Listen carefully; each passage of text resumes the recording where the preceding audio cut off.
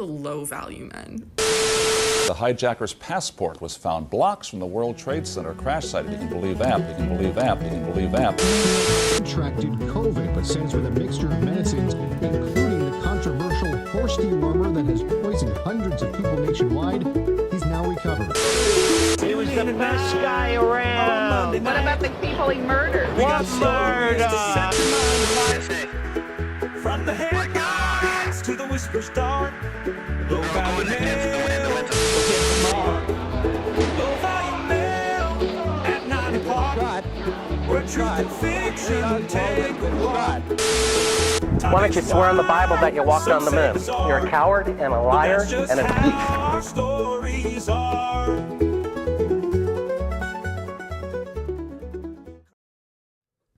Welcome back, everybody, to an all-new episode of Low Value Mail on this Monday, March 24th, 2025. And joining me, we're doing things a little bit differently. We're doing the guest first, and joining me is none other than Nick Bryant. How you doing, Nick? Not too bad. How you doing, Danny? I'm doing very well. Happy to have you. As we were just discussing off screen, we've been teased, I feel like, and I'm sure you would maybe agree, but we'll hear what you have to say about it. But with some new Epstein documents dropping. So for people who don't know you, you're the author. You're an author, journalist. You're best known for publishing Jeffrey Epstein's Black Book, as well as writing the Franklin Scandal: A Story of Power Brokers, Child Abuse, and Betrayal, which we covered pretty extensively the last time you were on. And you also run the website. Is it technically a nonprofit? Yeah, it's a 501c3, Epstein Justice. Epstein Justice, and you guys are essentially, seems like pretty self-explanatory based on the name. Yes. What you are trying. So let's just get into it, and we'll open the phone lines for people who have any questions in a little bit. But so we were kind of been teased with this new administration that we will be getting some sort of clarity on what's been going on with the whole Epstein documents that they could not release. Essentially, the Attorney General said that she cannot release them, at least at this time, due to national security. What are we meant to make of all of this?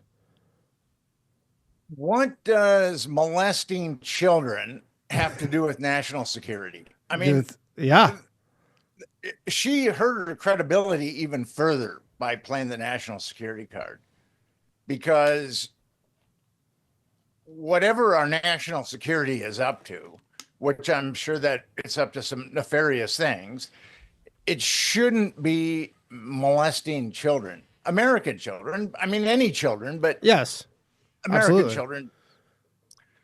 And until we come to that, America really has to embrace that. The American people have to embrace that Jeffrey Epstein was an intelligence asset, and he was using children to compromise freaks that are rich and powerful. Yeah. And I think a lot of us have come to that realization, and we just don't know what to do because we're alienated. We think that this is the national security trump card and there's nothing we can do.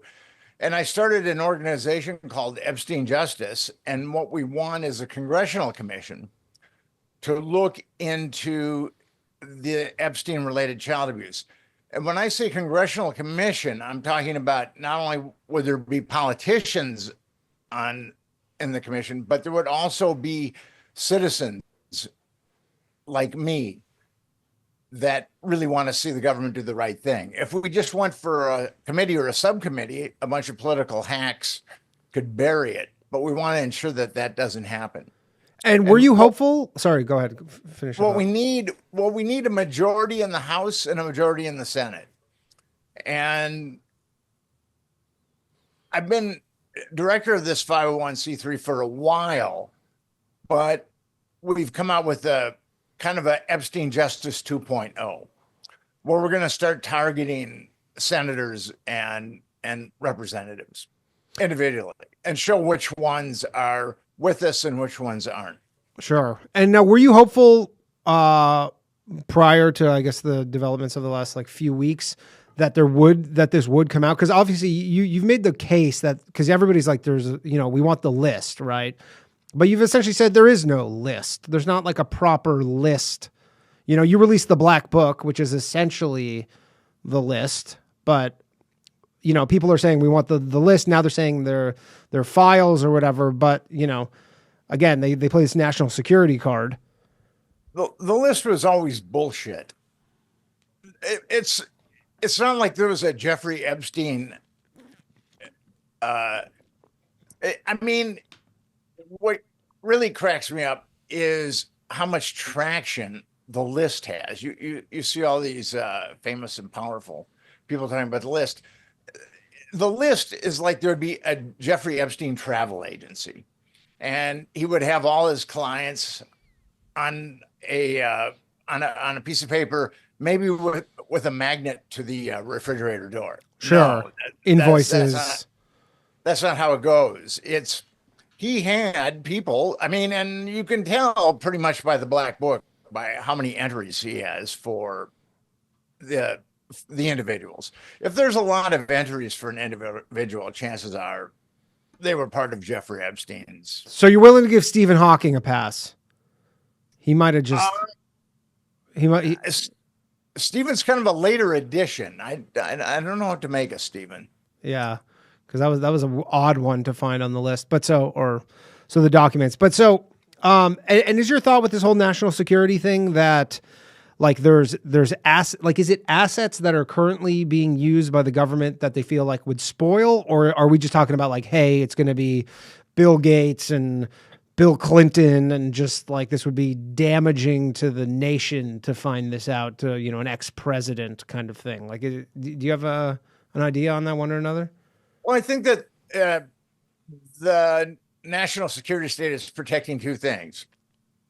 I think they're protecting a bunch of rich, powerful freaks, but I also think they're protecting a way of politics.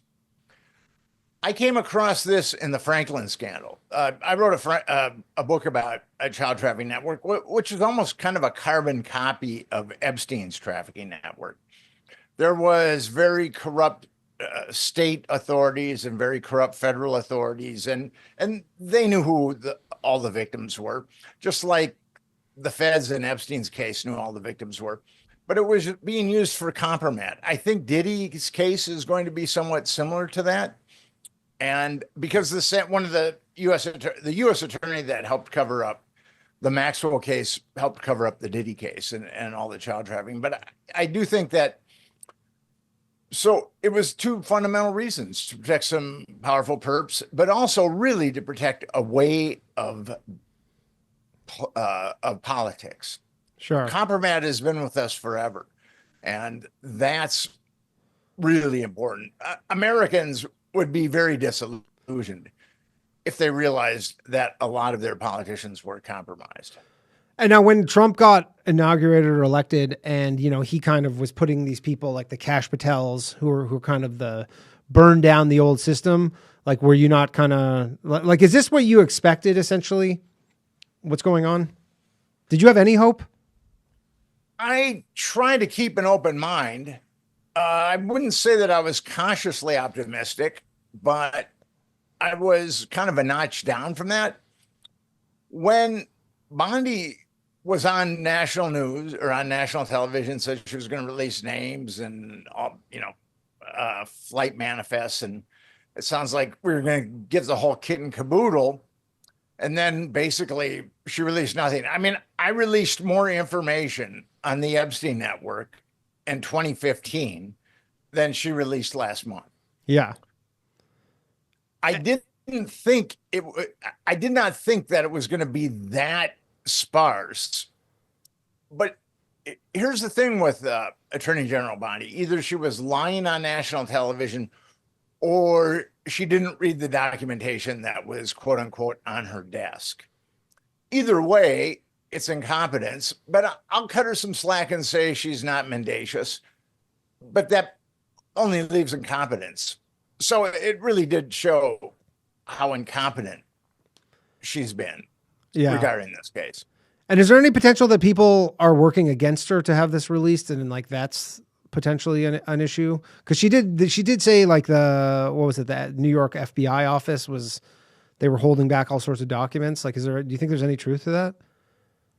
I think that there's probably some truth to that. I think that the national security state is definitely holding back documents, but we don't need documents. I wrote an article or a blog, and we've got the names of a number of perpetrators. And we also have the names of a number of procurers, AKA pimps. And if the government was really serious about prosecuting this case, it would go after the procurers and the pimps in the Epstein network. And I can give you the names of the women that helped facilitate Epstein's traveling network or trafficking network. Other than Ghislaine Maxwell, it was Sarah Kellen, Leslie Groff, Adriana Ross, Nadia Marcinkova, and Haley Robson. Haley Robson was young and she didn't know about the wider network, but Sarah Kellen, Leslie Groff, Adriana Ross, and Nadia Marcinkova definitely knew about the wider network and all the power brokers that were involved with Epstein. If this was a real instance of justice, what would happen is, like the mafia was busted up with the RICO Act, Racketeering Influence Corrupt Act, where if you can show that there's a criminal conspiracy and anyone that's part of this criminal conspiracy can be indicted on what's called RICO predicates. So if the government really, really wanted to prosecute this case, they would take those women, Sarah Kellen, Leslie Groff, Adriana Ross, and Nadia Marcinkova, and they would indict them on multiple counts of child trafficking and on multiple RICO predicates. Child trafficking is a heavy-duty sentence. If it's federal, it's 15 years to life. And if these women were looking at 15 lifetimes in prison, they would roll over on these perps. Absolutely. It's that simple. We don't need a list. We have the names of the pimps and we have the names of a bunch of the perpetrators. We don't need a list. We don't need files. The government could start vying for justice tomorrow morning if it really wanted to by impaneling a corrupted grand jury and indicting these women on multiple counts of child trafficking. And so what's the argument in their defense that they're not doing it just straight up their bullshit kind of national security thing? Just we have not been told at all. They haven't commented on it ever before? No. And what's mind-boggling is the New York Times ran an article on those 6 women and named them. And some of them even copped to it, like Haley Robson. And it was in the New York Times, like a page-long article on these 6 women. And using the mafia analogy that I previously used, if like John Gotti was out running around killing people and committing all kinds of mayhem, and the New York Times listed 6 of his accomplices, they would be indicted the next day. Of course. But not with the Epstein case. And where are those women now? Do you know? Do you keep any tabs on them? They're in different parts of the United States. And they're just kind of hoping that nothing comes of this? I'm sure that they're hoping that nothing comes of this. Yeah. And it's a farce. When the New York Times, when Epstein's safe was drilled, the New York Times said there were a bunch of CDs and hundreds, if not thousands, of pictures of underage girls. We're talking child rape material. The New York Times said there were CDs, and Business Insider reported that there were actual hard drives. So we've got hundreds or thousands of pictures of child rape material, and no one has, the perpetrators, who we know most of the perpetrators are, no one's been called out with this. our government, and I'm willing to bet the farm on this, that our government hasn't even tried to find those victims that were part of his cache of child rape material. Just like they haven't tried to find the perpetrators. And if you're a child and you're being used for child rape material, you're going to be psychologically decimated. But our government doesn't even seem to care about that. Doesn't seem to care about these poor underage girls that were part of Epstein's child rape cache. And it certainly doesn't care about going after the perpetrators. It's really, really a deplorable situation. It's very revealing, I guess, when you put it that way. Do you have any theories about the JFK files kind of getting released at a similar time? Like, do you think that's just kind of sending people off in a different direction to kind of placate them? Well, I mean, it certainly stole the thunder. There was in the Twitter sphere or X sphere, whatever it's called now, there was just on the right and the left, there was tremendous outrage that nothing happened with that list, that the list was like a nothing sandwich on the right and the left, because this is an issue that can unite the right and the left. I think this is probably the only issue that can unite the right and the left, that children shouldn't be molested with impunity. And the government, if you cover up a crime, you're aiding and abetting that crime. And our government shouldn't be aiding and abetting child trafficking. I think that both people on the left and the right. I think so. Yeah. It's relatively rudimentary as far as morality and decency goes. Yeah. I mean, it is. I mean, I know we talked about some of the stuff last time, but it is crazy. Like the more you actually say it and you go, they just, if this was, a comparable like mid-level drug crimes and they had some sort of people in the middle, like they would absolutely prosecute them to get whoever was at the top.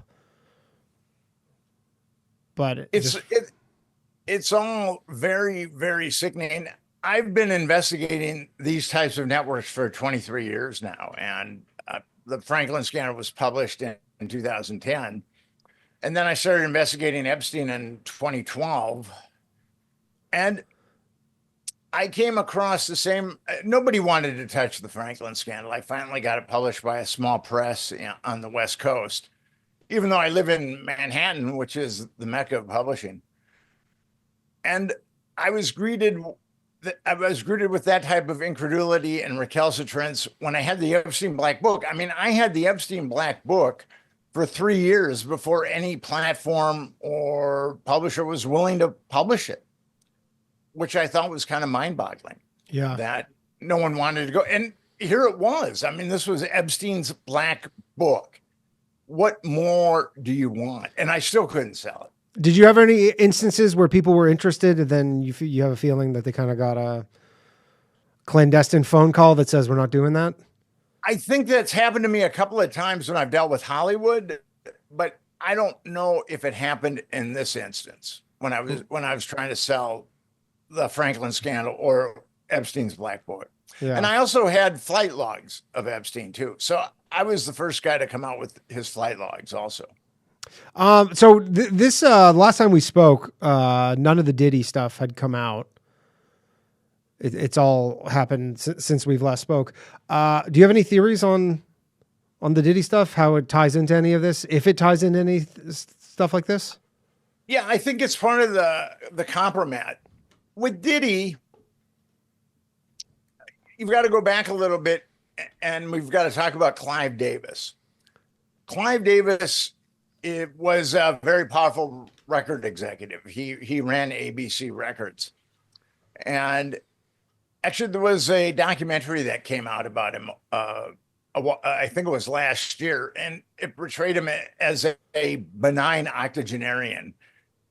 And it was essentially an infomercial. He has ripped off a lot of musicians, and he's guilty of extreme criminality. He's been indicted 3 times for trying to defraud the IRS. He was also in the biggest payola scandal in music history. And payola, it's against the law. It's when record companies give money to radio stations to play their records. was a big scandal when radio really had influence. What's that? It was a big scandal. Like it was like what, in the 50s or something. It was like essentially when radio it was in the 60s and 70s or 60s, but it was like when they had real influence and then a Genovese organized crime figure named Pasquale Falcone got busted bringing heroin into the United States, a lot of heroin, and the feds started to drill into Falcone, and they came across all these shell companies that Clive Davis and Falcone had that they ran. And what was happening is Clive Davis was funneling money from ABC Records into these shell companies, and him and Falcone were splitting the proceeds. Wow, I never heard that before. And for all that criminality, do you know how long Clive Davis spent in jail? I'm gonna guess 0. Did he go to jail? The dude did not spend a day in jail. Crazy. Was he exonerated from all the tax stuff? He worked it out with the IRS. He worked it out with the payola, and they even dropped the charges with the shell companies, with the Genovese crime family. Even though essentially there was a case to be made that he was importing mass quantities of heroin and distributing it. Well, Pasquale Falcone was importing large quantities of heroin. We don't know whether or not Davis was. Davis was running shell companies with Falcone, where he was funneling money from ABC Records into these shell companies, and him and Falcone were splitting the proceeds. But with all that criminality, one would think that he'd spend some time in jail. But Clive Davis has not spent one day in jail. And I was on the Michael Franzese podcast, I don't know, about a month or so ago, and I've talked to other people, and the only way that you can commit that amount of criminality and not go to jail is you're working for the government. Yeah. I mean, that's the only way. Seems logical. Seems like the only logical explanation. And Clive Davis and Diddy founded Bad Boy Records in 1993, and Clive Davis took Diddy by the hand, and they went down the yellow brick road together. And I believe that Diddy was also involved in blackmail.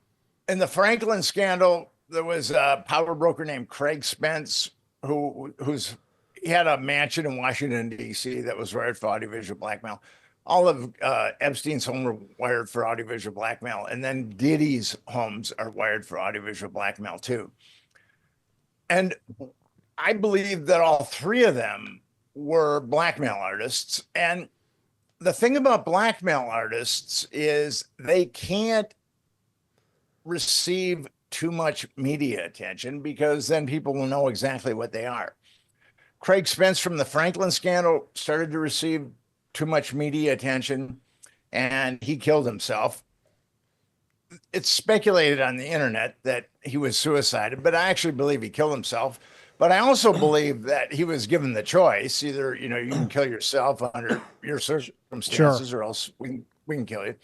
And then I believe Epstein might have been made the same deal. I'm not sure. And I think that the fact that Diddy is not talking, or no one else has been indicted, I think that deal has kind of been made with Diddy too. And the common denominator with Epstein and also with Diddy is U.S. Attorney Damian Williams. He's a U.S. Attorney for the Southern District, which is the most powerful federal law enforcement officer in New York City for the Southern District. And he was the guy that carefully choreographed Maxwell's trial. There were 4 witnesses that testified, and those 4 women had only been molested by Epstein and Maxwell. They hadn't been molested by the other power brokers. They didn't know the extent of that network. So Damian Williams carefully choreographed that trial, and then he oversaw the very corrupt grand jury trial that indicted P. Diddy on one count of racketeering and on some other counts. But P. Diddy was trafficking a lot of children, and he's not indicted on one count of child trafficking. Is there evidence of that? Indicted. What's that? There's evidence of P. Diddy trafficking children? Oh, big time. Yes. The first 8 lawsuits that came out, and this is where Diddy, I think why Diddy got taken down. There were 8 lawsuits against him, civil lawsuits, and 2 of them had been minors when they'd been molested by Diddy. And one of them was a hip hop producer named Little Rod. And Little Rod talked about Diddy constantly having underage kids in and out of his place. And I think about 20 people have come forward. Tony Busby in Houston is handling a number of civil cases against Diddy. And I think that he's probably got 20 people that were minors when they were molested by P. Diddy. So Diddy hasn't been busted for hasn't been indicted for one count of child trafficking. When he did he's indicted on a count of sex trafficking of adults, but no sex trafficking of minors. And so you think he's just going to take some sort of long deal and just die in jail kind of thing? Well, in the Franklin scandal, you had Craig Spence and you had Lawrence King. Craig Spence killed himself, and I believe that King had this type of talk. King, you've done a good job for us. You've been able to blackmail a lot of people or help blackmail a lot of people. Now you're going to have to go down for a while, but if you keep your mouth shut, we'll put you in some nice prisons and you'll get out eventually and have a no-show job. And that's what happened. I think the same deal was made with Maxwell. If you don't want to end up like your former boyfriend, Jeffrey Epstein, you're going to have to do some time. We'll put you in a nice prison. And actually, she's been given a 20-year sentence, but she went into a dormitory style living very quickly, which is generally reserved for exemplary prisoners who are getting close to release. So she's obviously being pampered. And I think that the same deal is being made with Diddy too. The phone lines are open, 1-888-949-2969. So I just wanted to go back to something you said there, because you're saying that they kind of give you, they say, we'll give you a sweet deal, right? Like we'll put you in these favorable settings, essentially implying that, the United States federal government, I don't know which branches of them you're saying are involved, all of them or what, but I assume like CIA or something like that. I know it's a lot the Justice Department that makes the deal, but the people behind the Justice Department. And so who's telling the Justice Department to say, hey, like who's recommending? And is that like public info when someone's recommending that, like, hey, we want to put them in? Because that seems like, I would imagine that would be abnormal in a case for anybody when it's not some high profile person. Well, I mean, the deal that you make with the government, I'm sure that, these deals are so dirty that there's going to be what we see, like with Diddy, there's going to be a racketeering indictment. There's going to be a sex trafficking indictment, but there's all kinds of crimes that he's committed that we're not going to find out about because they're going to be buried. Sure. And because I know a lot of people are probably thinking this, but what do you have? And obviously the CIA is involved. A lot of people online probably watching the show right now, not probably, obviously think that all these people work for the Israeli intelligence, Mossad. Is it Mossad working with the CIA? Are they involved in your opinion? Well, when people say that it's the Mossad, I disagree with that. Now, the Mossad or Israeli intelligence very well might have worked with Jeffrey Epstein collecting compromise, but there's no way the CIA is going to let Israeli intelligence compromise American politicians on American soil without getting a cut of that intelligence. I don't think that's going to happen. So if Epstein was working for an intelligence entity other than the CIA, it would be Israeli I believe. Yeah. But you think there would likely be some sort of cooperative thing? Absolutely, yeah. There's no way that the CIA would allow Israel to compromise American politicians on American soil without getting a cut of the intelligence. Sure. I'm sure some people listening might disagree. Okay, let's take a phone call. This is from one of our more deranged regulars, so we'll see how this goes. But it's going to be probably heavy on the Israel stuff, but maybe we'll be surprised. Who knows? Well, let's hope for surprise. If I have a good guess though. Hello, you're on Low Value Mail with Nick Bryant. Who am I speaking with? I know who I'm speaking with. It's Jared. What's up, Jared? I'm doing great. How you doing, Danny? I'm very well. So, Jared, why was it the Jews? Well, I actually had a question because he had named 6 women who were helping Epstein procure the women. It sounded like some of those names were Jewish. Ross, Robson. I mean, Robson? Mokowski, whatever. Well, that can be Jewish. You can. You ever heard the phrase when all you got's a hammer, everything is a nail? Well, no, I'm just curious because it sounded like some of those names were Jewish, and I just wanted to see if he could clarify that for us. If he's researched into who these individuals were and if they potentially had Mossad connections, I thought I heard a Jew name or two. That's all. Were the women who were procuring Jeffrey Epstein's ladies or girls? They were not Jewish, no. Sorry, man, they were one of yours. How does that feel? Oh, wow. Okay. So I got another one, Mr. Bryant. Do you believe the Jesuits were heavily involved? Oh, good question. Do you know anything about the Jesuits? Are involved in other nefarious types of child abuse, but not in this particular network. Okay, not in this particular network. Okay. Well, that was just my 2 cents on this matter. I might go for round 2 later, Danny. Thank you. Okay, appreciate it. Jared, everybody. Yeah, a lot of people, that is a common thing on the internet where a lot of people are obviously with the Israel thing and then they go, there's the Jews. Seems to wind up there a lot on Twitter. Yeah. That's unfortunate that people have to single out one particular religious persuasion. Yeah. For basically all crimes. Sure. Okay, let's take another call here. We got Chris calling from Dallas. I don't know if I should say where. No, he says where he's from. Chris, are you there? I am here, Danny. It's good to hear from you. Likewise. You sound a little better than last week.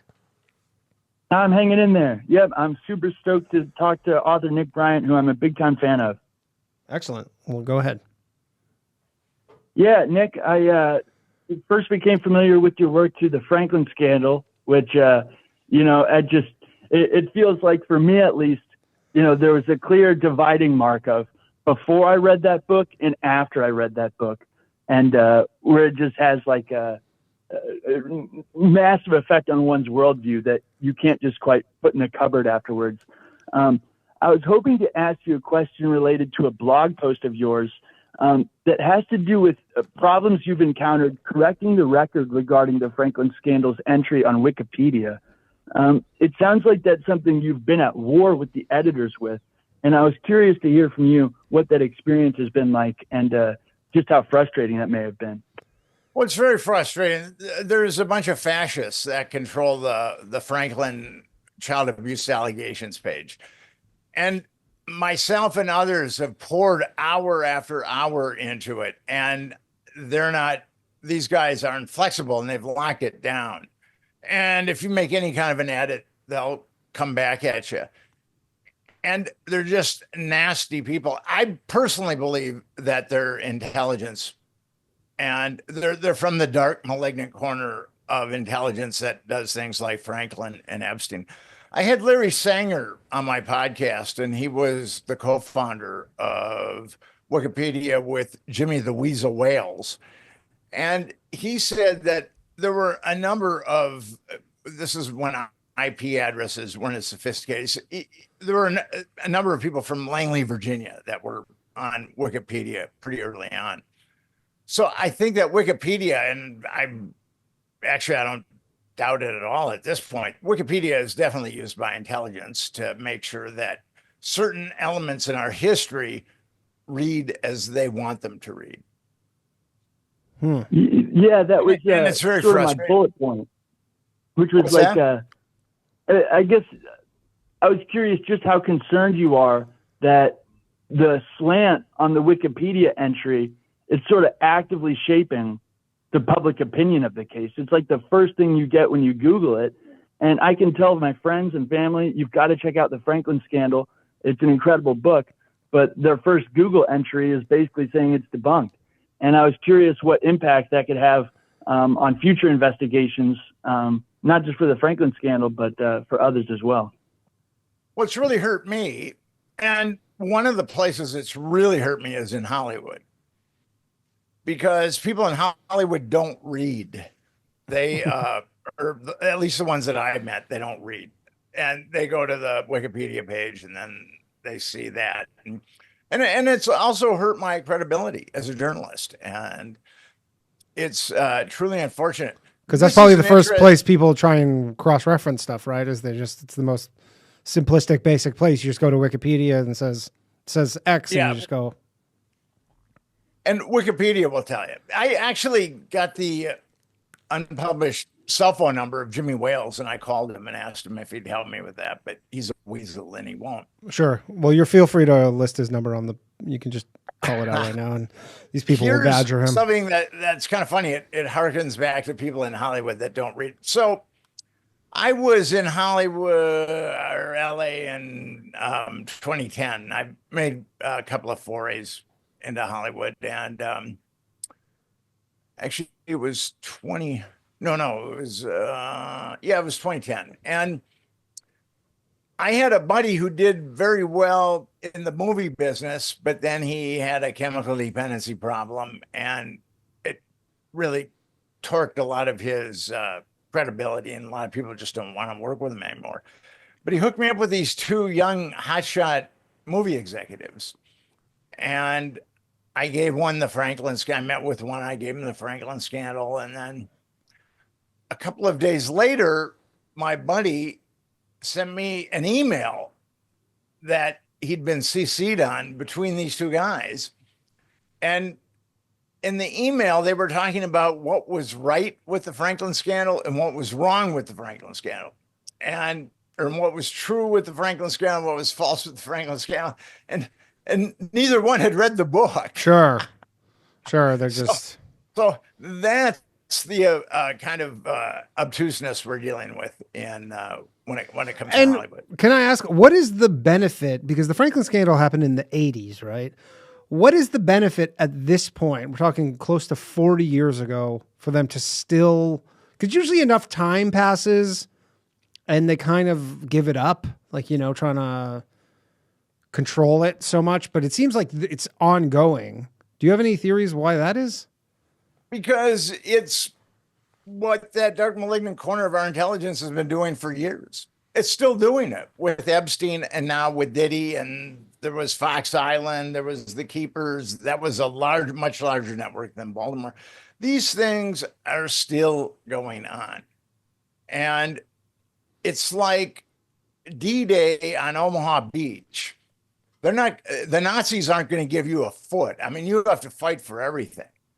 And I'm amazed at how many copies of the Franklin Scandal we've sold, because of the Wikipedia entry and other things on the internet that try to excoriate it.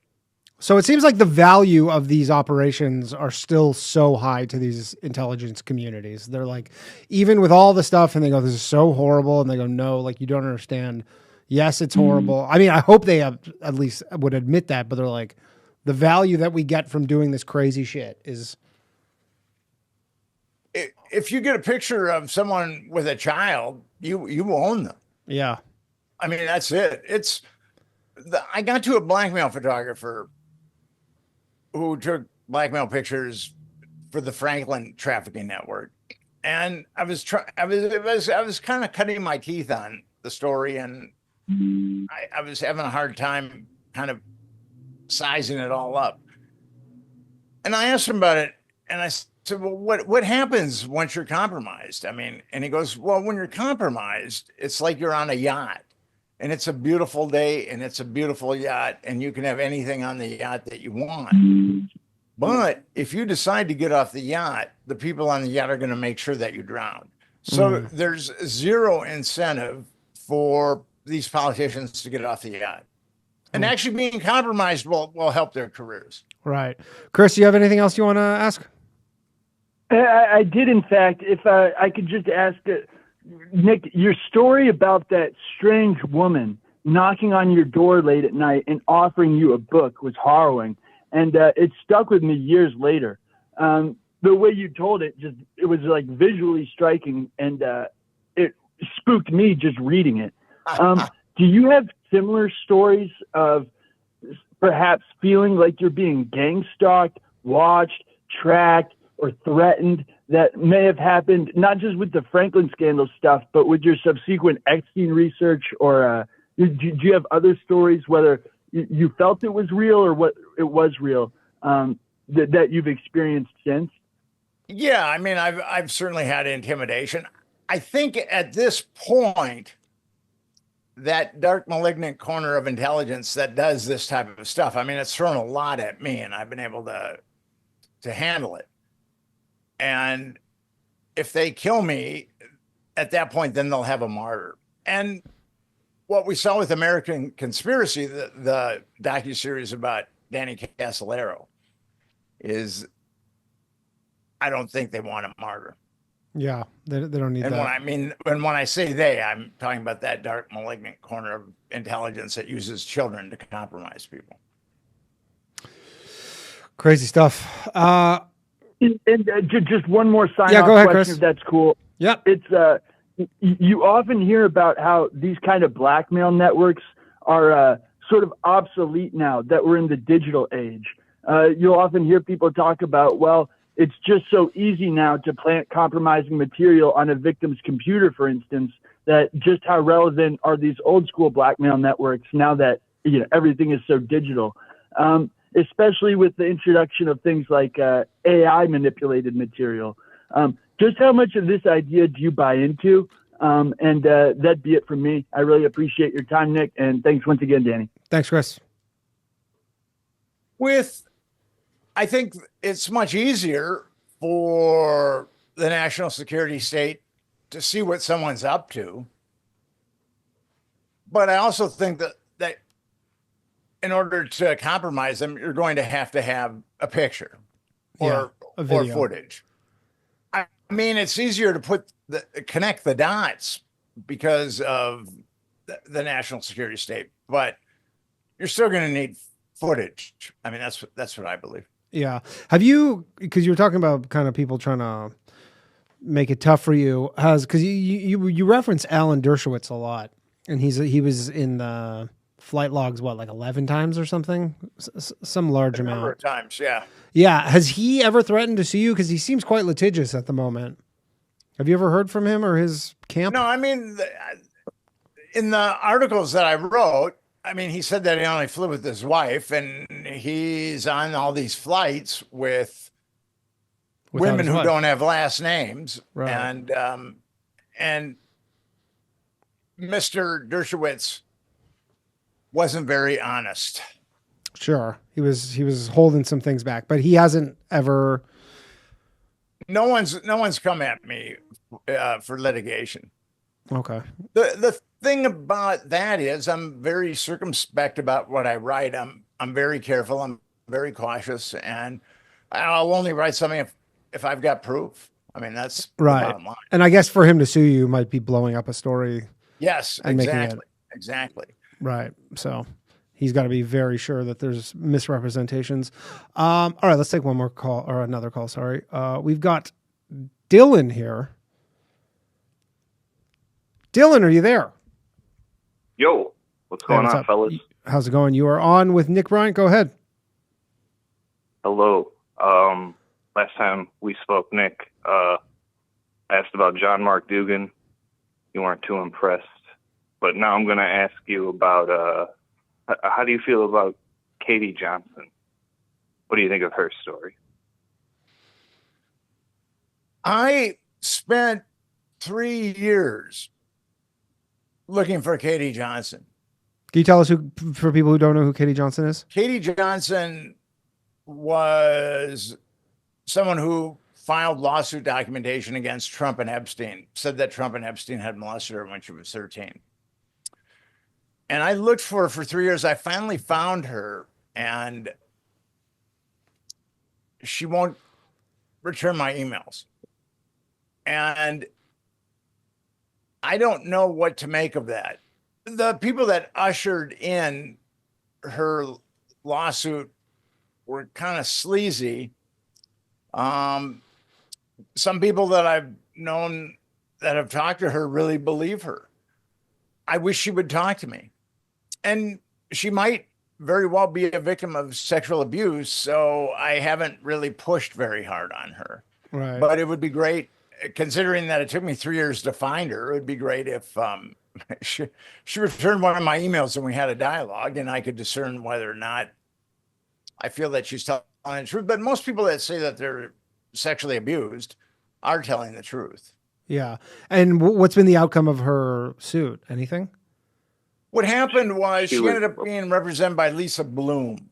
And I think Lisa Bloom was using her for, this was when Donald Trump was running against Hillary Clinton. And Lisa Bloom was using her for political expediency instead of treating her as a victim. And I think that's, at that point, she shut down. I would love to talk to her and determine whether or not I feel she's telling the truth. And we're also, yeah, go ahead. Go ahead, caller. Yeah, go ahead. No, go ahead. Oh, thank you. She also said she was threatened into silence, her and her family. Yes. But quick follow-up with that. Are you familiar with the story of a girl named Maria out of Waterbury, Connecticut? I'm very familiar with that story. How do they kind of corroborate each other's stories? Well, they do. I mean, Katie Johnson said that a girl named Maria was there, but we haven't been able. I know some people that have looked for Maria and haven't been able to find her. So apparently, Wayne Madsen and Andrew Craig found her. They've written about her. I don't know if they found her. I think that they found her family or members of her family. Yeah, that's fair enough. You're probably right. Yes, but I don't think that they found her. And what's the theory with this? Is that they just don't want to speak because out of just being threatened, essentially? Yeah.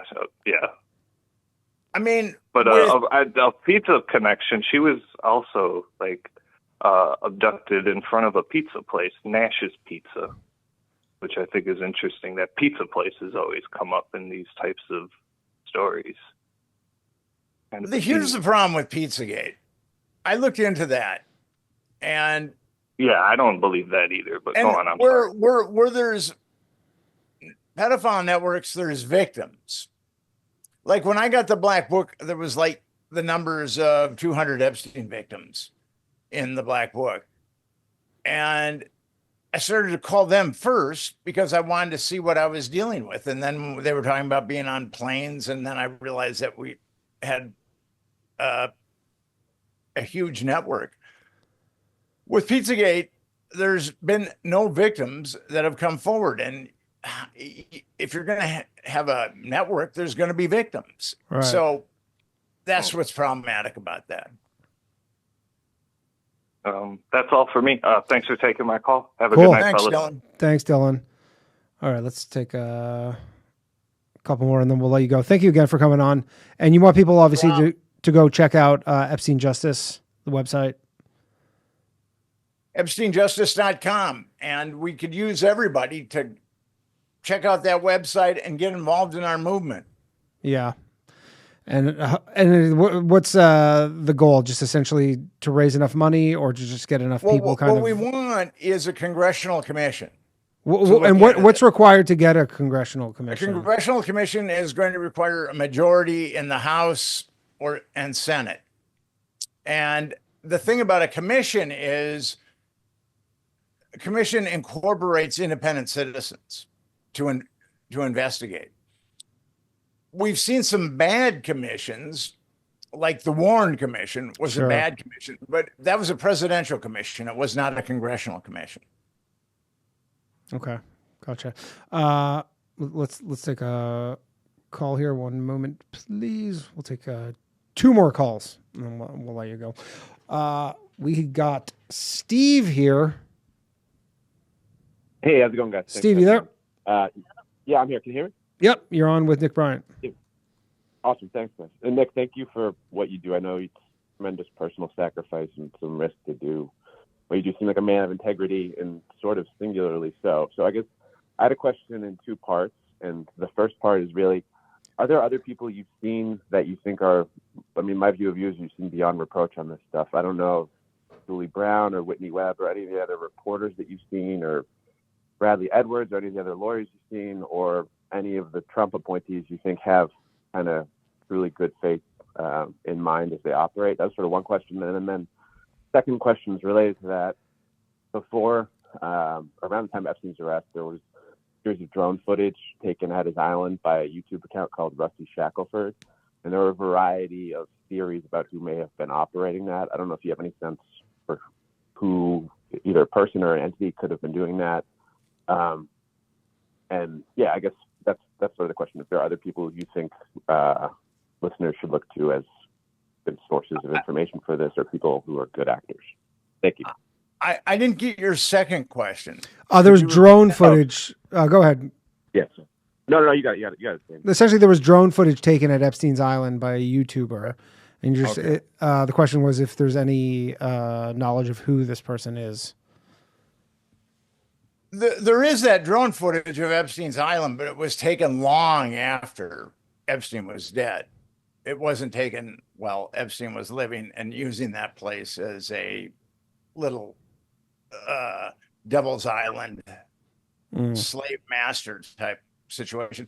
I think that there's some good people that are involved in the Epstein case. I think Julie Brown and Whitney Webb are well-meaning and very, very talented people. I believe that, unfortunately, when a lot of these victims were represented by David Boies, I think then that process became very corrupt. David Boies is one of the architects of the Epstein victim justice program, and or Epstein victim compensation program, and he did that with Jordana Feldman, who was one of the architects of the 9/11 fund. And I think David Boies is very corrupt. And he immediately, and you can go onto my website, and I've got a video called The Alpha and Omega of the Epstein Cover-Up. And I get into a character that Boies conscripted named Stanley Pottinger, who's definitely an intelligence asset. And if Boies was acting in good faith, he definitely wouldn't have conscripted Stanley Pottinger very early on in this process, because Stanley Pottinger is a very dirty guy. And Boies has shown that he's an ethical eunuch too. I think once they got involved, I think you had an intelligence program shutting down an intelligence program. That's what I believe. The Epstein Victims Compensation Program is laughable. Once one of those victims gets money from that program, they sign an NDA that says that they can't go after any of their other perpetrators. And that's how victims get healthy, is by talking about their perpetrators and also confronting their perpetrators. So that victims compensation fund is really, really dirty. And plus, I've been researching and writing about child trafficking for 23 years, and I've spoken at a number of conferences, and the National Center on Sexual Exploitation has like an international summit every year. I've spoken at 3 of those. I've spoken at a lot of conferences. And I've met a number of psychologists and psychiatrists who deal with dissociative identity disorder, which a lot of these victims end up with. And I know of a very eminent psychologist, and she has been on television a number of times. And a lot of people in the community, that community, would know her. She approached me and asked me for information about Epstein because she felt that she had a client that had been trafficked by Epstein when she was under 10 years old. Wow. And I know another therapist, same deal, where and this is a competent therapist too, she firmly believes that she's got a client that Epstein trafficked when she was under 10 years old. And these guys are psychopaths. Epstein is a psychopath. If you want, it's pretty egregious. The government and the media have concluded that 14 years old was the youngest Epstein victim, which is really, really bad. But I do believe that Epstein was trafficking girls that were under 10, according to these 2 therapists. And they sought money from the Victims' Compensation Fund because these 2 young women now are very damaged, and they were shut down. 225 women came forward, 150 were awarded settlements, and 8 declined because they didn't want to sign NDAs. So there were a lot of women that were Epstein victims that did not get settlements. And I think they had to fit into a certain narrative. And if they didn't fit into that narrative, then they weren't given any money. Mm. It's that Epstein Victims Compensation Program is dirty. And who funded the whole compensation program? Where does the money come from? Epstein's estate. Just his estate. Gotcha. Yeah. Anything else there, Steve? No, thanks a lot, guys. Great show. All right. Thank you. All right. We unfortunately can't take any more callers. We are at 10 o'clock, and we got to let Nick go. Nick, thank you so much for coming on. Thank you. Thank you for having me on, Danny. I appreciate it very much. And everybody go check out EpsteinJustice.com. Anywhere else? Follow you on Twitter? Follow me on Twitter. Nick Bryant, NYC.com is my website. Fantastic. Thank you so much, Nick. I appreciate it. Okay, Danny. Have a great night. Yeah, you too. Take care. Bye. Nick Bryant, everybody. One second here. Got that. Sorry if you didn't get your call through, but we will do some open lines. No. That's what we want here. Okay. I have to pee really badly. I apologize for that, but I figure I'll better do it now than do it in 45 minutes. So I am going to be back in 2 minutes. Don't go anywhere. Scroats.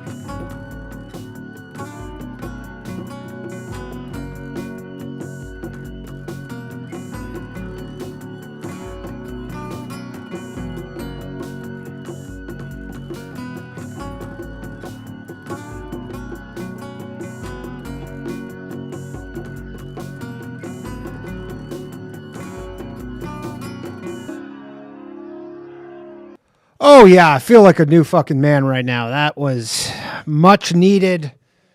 Thank you everybody for waiting. I'm going to hang up on the callers right now, the people who are on the line, but we will reopen the phone lines very soon. So just call back when I reopen the phone lines, please and thank you. Let's see if we got any super chats, and thank you to Nick Bryant for coming on here. That was cool to get to catch up.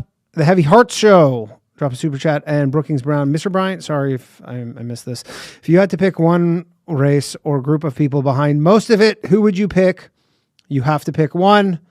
Epstein, love you, Danny. It's obviously the Jesuits. It's clearly the Jesuits. Couldn't be any more clear that it is the Jesuits. Okay, we're going to talk about a few things, and then I'm going to open the phone lines up. Before we do, please like and subscribe to the channel. If you're an audio listener, make sure you follow the podcast on Spotify or whatever you do, and leave a review. Also, I got the super chat goal up. If you guys want to drop a super chat, we'll do an extra 30 minutes if I hit the goal. Also, one of you will win a 6-month patreon.com/low-value-mail membership, which when I hit 500 patrons, I will give away $500.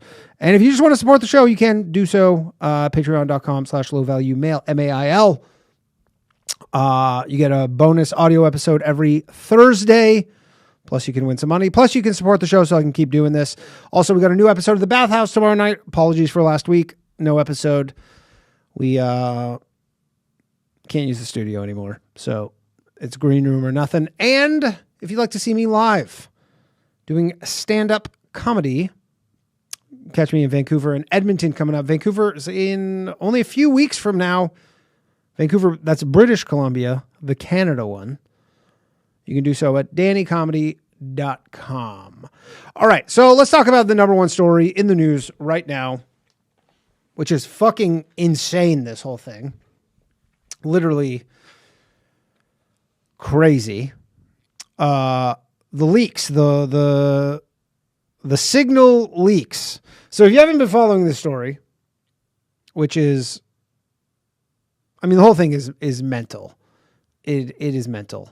And again, we'll open up the phone lines to talk to you, the viewers, the callers. Dylan Farnham donated a super chat. If I don't win the raffle this time, I'm going to leave my wife and kids and become trans and not racist. Haha, we wouldn't want to have that happen. No, we would not. But so if you haven't been following the story, it's currently probably the biggest news story and is going to be, you are going to be hearing about this for a long time. If you think this is going to be one of those blips in the news, it will not. This one I think might have some legs. So the editor-in-chief of the Atlantic magazine, Jeffrey Goldberg, suspicious, was out with a bombshell today. And it is honestly almost too hard to believe. So basically every high-level member of Trump's cabinet were in a Signal group chat that was put together to discuss the attack on the Houthis in Yemen that happened like 10 days ago. It's just a normal group chat like you'd have with the boys, right? You'd be like, yo, where are we going for wings tonight? Maybe you have a, fantasy football, fantasy sports draft, your March Madness group chat, just like that. Except blowing shit up and killing people on literally the other side of the world. So what happened is that this guy, Jeffrey Goldberg, gets, he has a Signal and he just gets some notification that says you've been added to this group chat. He was added by Mike Waltz, who is what is Mike Waltz? He's the head of national security or something like that. Mike Waltz, very high up in Trump's cabinet. He meant to. This is at least what people think. Is he meant to add this guy Jameson Greer, who is like a head of trade or some shit. He accidentally adds Jeffrey Goldberg, who happens to be one of Mike Waltz's chief nemesis, because they have a little history. I was Googling it because I was wondering, how do you accidentally add? First off, I was like, why does Mike Waltz have Jeffrey Goldberg's phone number? Right. Some people were speculating that you're like, Mike Waltz is leaking information, and that's why they have each other's numbers. Right. He's like, because, that's a very common thing in administrations where people leak stuff to the press. So that was one theory. But again, this whole thing is nuts because Jeffrey Goldberg, if you read the article, he's essentially like, they added to him. It's like Mike Pence, Pete Hegseth, Tulsi Gabbard, or not Mike Pence. Whoops. JD Vance, the new vice president, Pete Hegseth, Tulsi Gabbard, Marco Rubio, a real who's who.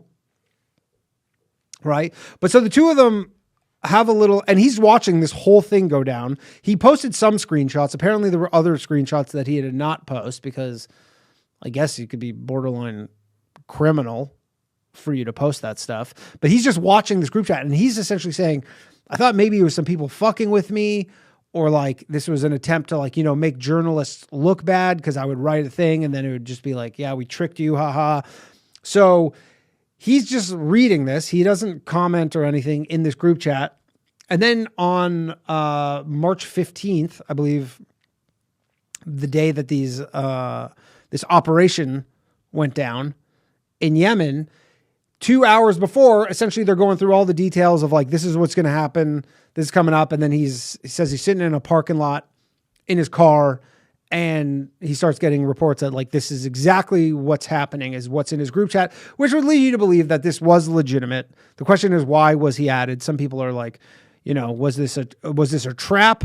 I don't know. But him and Mike Waltz have some beef. So Jeffrey Goldberg wrote this tweet, or he wrote an article, for The Atlantic. I need the kind of generals that Hitler had. Trump's obsession with dictators and disdain for America's military are deepening. This was in October 2024, right before the election. So you would think, as many do, that he was in the lying mainstream media, that he was attempting to tilt the scales in Kamala Harris's favor with a last second, oh, guess what? Trump's Hitler and he likes Hitler. We've heard it before. Nobody cares. Nobody believes it, right? But so he puts out this article, literally Trump's obsession with Hitler. Loves Hitler, right? Because you think that's going to be the smoking gun. Negative, right? That doesn't work anymore. That might have worked in 2015. I mean, it literally didn't work in 2015. But, I mean, that's their bag of tricks, right? Attorney Natalie Kawam replied to this post, this story from Jeffrey Goldberg, says, this is her words, after having dealt with hundreds of reporters in my legal career, this is unfortunately the first time I have to go on record and call out Jeffrey Goldberg at The Atlantic. Not only did he misrepresent our conversation, but he outright lied in his sensational story. More importantly, he used and exploited my clients and Vanessa Guillen's murder for cheap political gain. So now he's being called a liar, right? Mike Waltz then tweets, I would like to also point out that the timing of the story is, she says, I would also like to point out that the timing of the story is quite suspicious, as this supposed conversation that Trump had would have occurred over 4 years ago. And now, this is all from her. Why a story about it now? As everyone knows, not only did Trump support our military, he also invited my clients to the Oval Office and supported the I Am Vanessa Guillen bill too. I don't know who Vanessa Guillen is. I'm grateful we were successful in getting bipartisan support of the I Am Vanessa Guillen Act. And because of everyone's hard work and efforts, our service members now have more protection and rights while serving our country. Mike Waltz then quote tweeted the lawyer saying, if at Jeffrey Goldberg lied to this Gold Star family's attorney, so she was a Gold Star soldier or whatever, if Jeffrey Goldberg lied to this Gold Star family's attorney, what other lies about Trump is he telling in this Atlantic article? So the plot thickens. It's a thick plot. Real thick plot, right? Because these two have beef. Now, again, I have no clue what's going on. If this was an accident by Mike Waltz, this would be a legendary unforced error. So the dude that you fucking call a liar and basically probably hate, but you have his phone number. I'm sure now he probably has his phone number due to probably this article from last year. You accidentally add him to your war planning group chat. Crazy. It's literally crazy. Like it's, and again, some people are like, oh no, this was intentional. This is like 4D chess. I'm like, okay, if that's the case, what was the point? Why would you add him to this? Now, maybe there is something. Maybe they're going to try and put Jeffrey Goldberg in an El Salvadorian prison for leaking these secrets. They're going to say he's a traitor and that he's leaking secrets. Maybe. I don't know. But I promise we are going to be hearing about this for a long fucking time. Pete Hegseth, head of the Department of Defense, was just asked about this maybe an hour ago, maybe 2 hours ago, getting off a plane, a fancy plane, asked about this. He just said, this guy's a liar. It's all a lie, which again, you know, I'm not one to side with a man named Jeffrey Goldberg. Seems like he's telling the truth. Seems like this is actually what happened. You can't imagine Trump's happy about this. Mr. You're fired has people causing this level of shitstorm. I don't think so. But you got to think someone's getting fired for this. Someone has to. Also, on a positive note, I'm sure some of you use Signal. I guess it's pretty safe. I guess it's pretty safe to use if the federal government's using it. I mean, or this is just a massive psyop to trick everybody into using Signal for all their most criminal of behaviors, thinking, hey, if the federal government, if they're willing to do this shit, it's got to be secure. Also, aren't we always told that like the government is their technology that they have access to is way more advanced technology than regular people have, but they're just using a free app from the App Store. It's literally this. It's not even $2. This app is completely free, and that's what they're planning these operations on. Also, setting messages to disappear. I don't think that's legal. But look, you know what? If you ever wondered, are people in the government just like us? They are. They make goofs. They make some goofs sometimes. This was from a man named Sam Stein, also suspect. Goldberg says this is from a tweet he posted because Tulsi Gabbard on March 14th, she tweeted any unauthorized, because the guy basically just left the group chat. Essentially, like at one point, he's like, okay, I got everything I needed. And he just left. So then there was probably some notification that says Jeffrey Goldberg has left the group chat. And then people are like, who the fuck is Jeffrey Goldberg? Why was he in this chat? And then Tulsi Gabbard tweets on March 14th, any unauthorized release of classified information is a violation of the law and will be treated as such. And so Goldberg says that the Signal group chat started on March 13th. Gabbard was writing in the chat minutes later. And then Gabbard sends that tweet the next day. And then the Houthi strike happened 2 days later. So I don't know if I hope that they figured it out. These are the people who are meant to be like, I don't want to say best and brightest, but supposed to be kind of running the show here. I would very much hope that they kind of at least caught this, but they're so fucked, man. That is whatever fuck up you've ever had at work where you go, I'm so fucked. That was because there's only so much, you know, I guess their plan is to go, we're just going to deny it. We didn't do anything. You go, I mean, there's screenshots and everything. The only thing that they can do is just discredit this guy that goes, this guy hates Trump. Obviously, this is lies. Which, again, might work in placating your base. I mean, the diehard Trump people would be like, oh, This guy hates Trump. Obviously, these are all lies. Seems like they're not lies. That's my sense of things. All right, I'm going to open up the phone lines, 1-888-949-2969. We're just going to do a little extra open lines than that we normally do. Do it like that. RFK, your boy, RFK Jr., wants to ban big pharma ads on TV. That's where we're it's where we're going, which is pretty sick, pretty awesome stuff that he wants to do that. And now, look, this was a huge cause of his, so it's hardly surprising that he's actually trying to make it happen.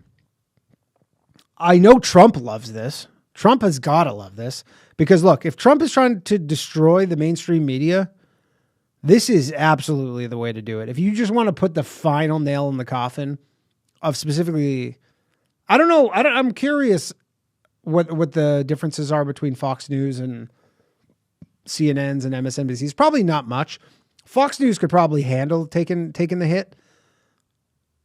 Also, if you caught me, I was on Fox News on Saturday night. But I don't know the other ones can so much. Not with crazy dwindling ratings. I mean, Fox News' ratings are way up. All the other ones way down. Is it because I go on there? Maybe. I don't know. But Big Pharma accounts for 10% or more of their ad revenue. It's something like, I don't know, $7 to $10 billion a year gets spent by Big Pharma on TV ads. If you just remove that money, like it's not like Nike's going to be like, oh, we'll just take those ads. No, that's not how that works. This is what it's called, I guess, a demand shock. I mean, when you essentially make it illegal for them to do this, that'll cause massive, massive repercussions. Now, is there a chance? I don't think we're going to get this. As much as I would love to think that, hey, once Big Pharma stops advertising on mainstream media, they're going to be able to report fairly on Big Pharma. Doubt that's going to happen. I really highly doubt that we're going to get that. Because we know, the mainstream media has not been fairly in any capacity reporting on any Big Pharma stuff, which again, you can't really blame them. I mean, I can't remember RFK Jr., when he went on Tucker Carlson, essentially gave some story about he was going to do some big, I think it was a movie or something, some documentary, and he was friends with like Roger Ailes. And essentially at the last minute, they're like, we can't do this. You're literally, this documentary is just shitting on our biggest sponsor. They're like, we can't release this, and just killed the whole thing, which is, how that stuff works. Now, maybe Big Pharma figures out ways to funnel money, lesser amounts of money to these mainstream media organizations. Maybe. I don't know. I really don't know. But it will be interesting to see. Maybe this is the end of them. I don't know. And then one more thing, and then we're going to go to the calls. 23andMe went bankrupt today. All the serial killers out there, you can breathe a sigh of relief. You can go back to doing all your murdering and your serial killing. That was the biggest, man. If you're a fucking serial killer from the 70s, and then you find out your like second cousin did a 23andMe, you're like, I'm so fucked. I am so fucked. That was the most amazing thing about the 23andMe, how people were doing it, and then they were literally solving like 50-year-old cold cases because one relative somewhere just did a 23andMe. Then they took that information, matched it to some DNA, and they go, well, I think we like pretty much found the guy. And they did. By the way, Israel for the win here. Israel has not been getting a lot of wins, but I would say this is probably pretty decent win for Israel here. Israel famously bans the use of 23andMe. I'm sure a lot of you guys know that. I think a lot of you guys knows that, if you knows what I mean. But Israel, obviously the people have different reasons why they think they don't allow that. I don't really know the answer. I mean, I'm sure a lot of you are very certain of the answer, but Israel never allowed it. And now they have 15 million people's full DNA sequencing, which will essentially be sold to the highest bidder. So if you've ever done a 23andMe, they're just gonna, now you can delete all your data right now. You can go in there and delete it, but a lot of people won't. Most people won't, just like, just most people are lazy or don't care, and they won't. And then they're just going to sell, potentially the most personal information that anybody has is your DNA sequencing. They're just going to sell it to some company. They're just going to be like, hey, they're going to do the math and they go, what are 15 million people's DNA sequencing worth? Probably buy them for $5 a piece or something. Maybe less. I don't know. Anyways, that's just for chumps. Let's read some super chats and then take some calls here. We've got, let's see here. Dylan, we already read. Eddie Grimm says Goldberg is the same journalist that broke the Losers and Suckers articles against Trump. That other fake shit, as well as some other Russia stuff. So yeah, again, I obviously agree that all his other shit was bullshit, and I guess you could say even a broken clock is right twice a day. I don't know, but his article seems quite compelling. Maybe there's the only thing I can think of with the article is that maybe they put him in on purpose for some sort of means, which I cannot. I'm just too stupid. I'm just a stupid comedian podcaster, and this is way outside of my pay grade. But for him to just be making this shit up, I don't believe he's just straight up fabricating these screenshots. I don't think that. So we'll see. Reagan Foster says, thoughts on all the conservative grifters getting exposed shilling for Coca-Cola? That shit was ridiculous. If you didn't see it, so there was I don't know if this is an RFK Jr. initiative, but essentially SNAP, which is I guess food stamps in America. There was talk that they were wanting to limit food stamps so that you couldn't buy unhealthy things. You couldn't buy Coca-Cola, right?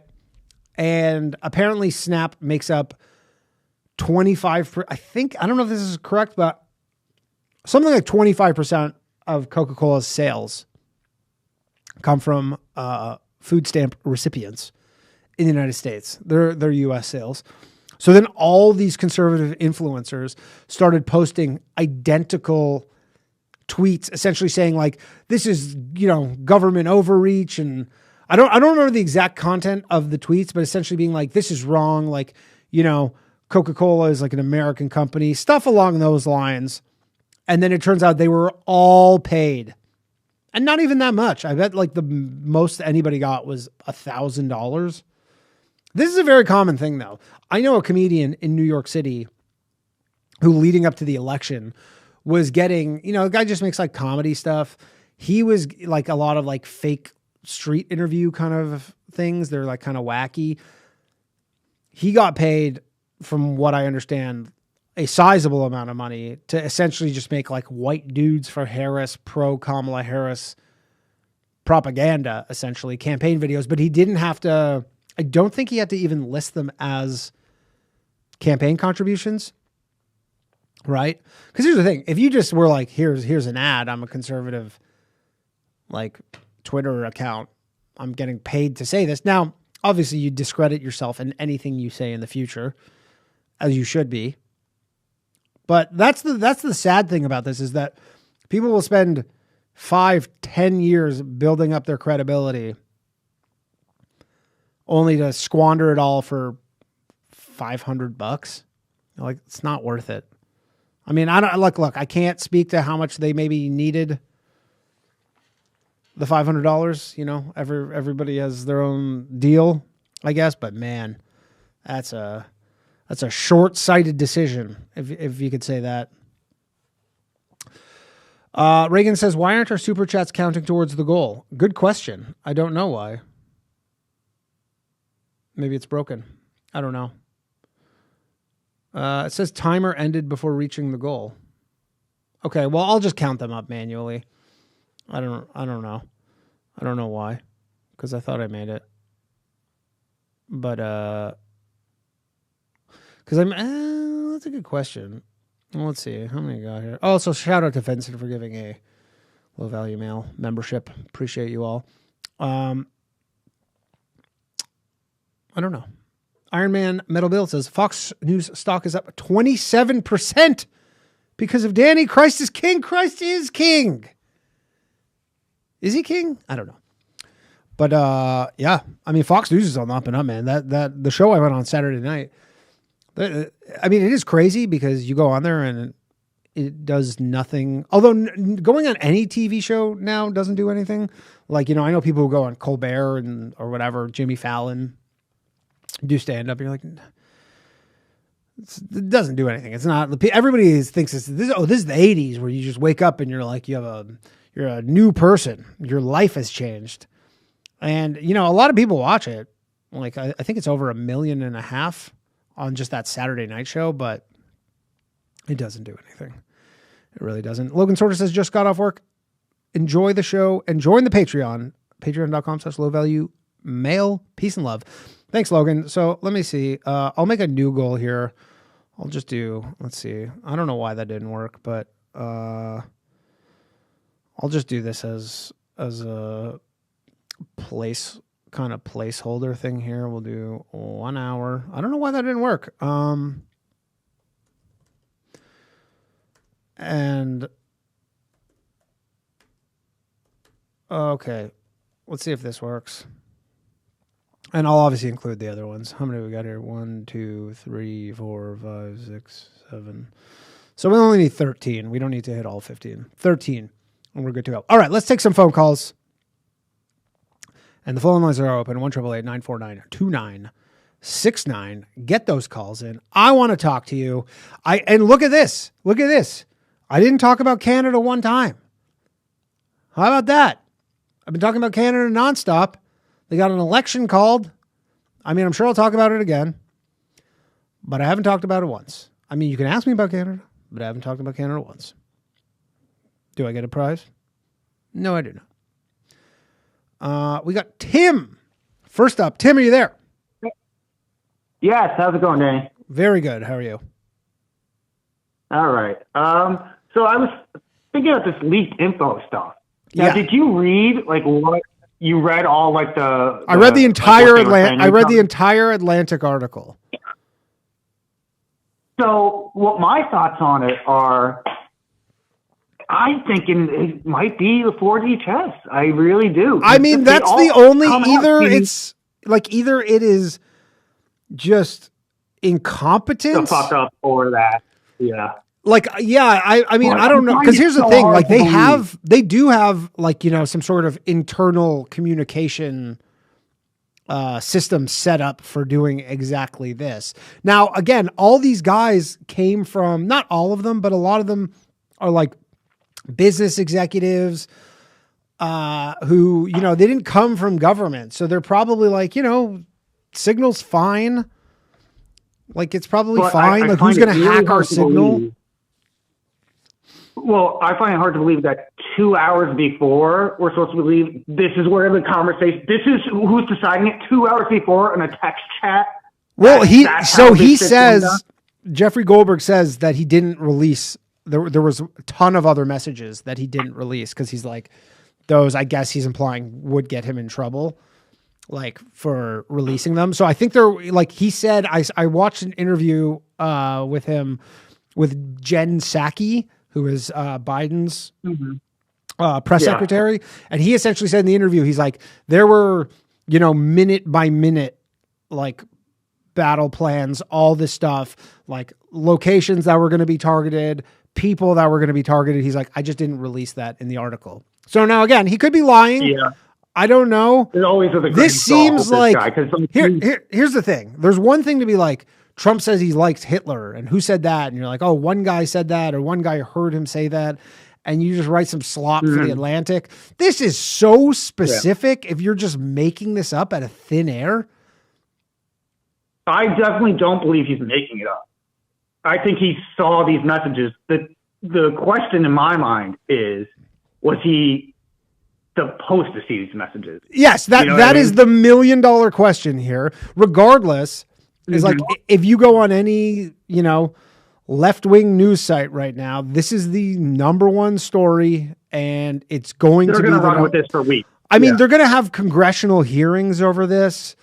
Like this is gonna have serious legs. So if if you have he's just a journalist of the Atlantic, which he's the editor in chief of the Atlantic. It's not like the Atlantic is the biggest. It's not like they were what they were 20 years ago.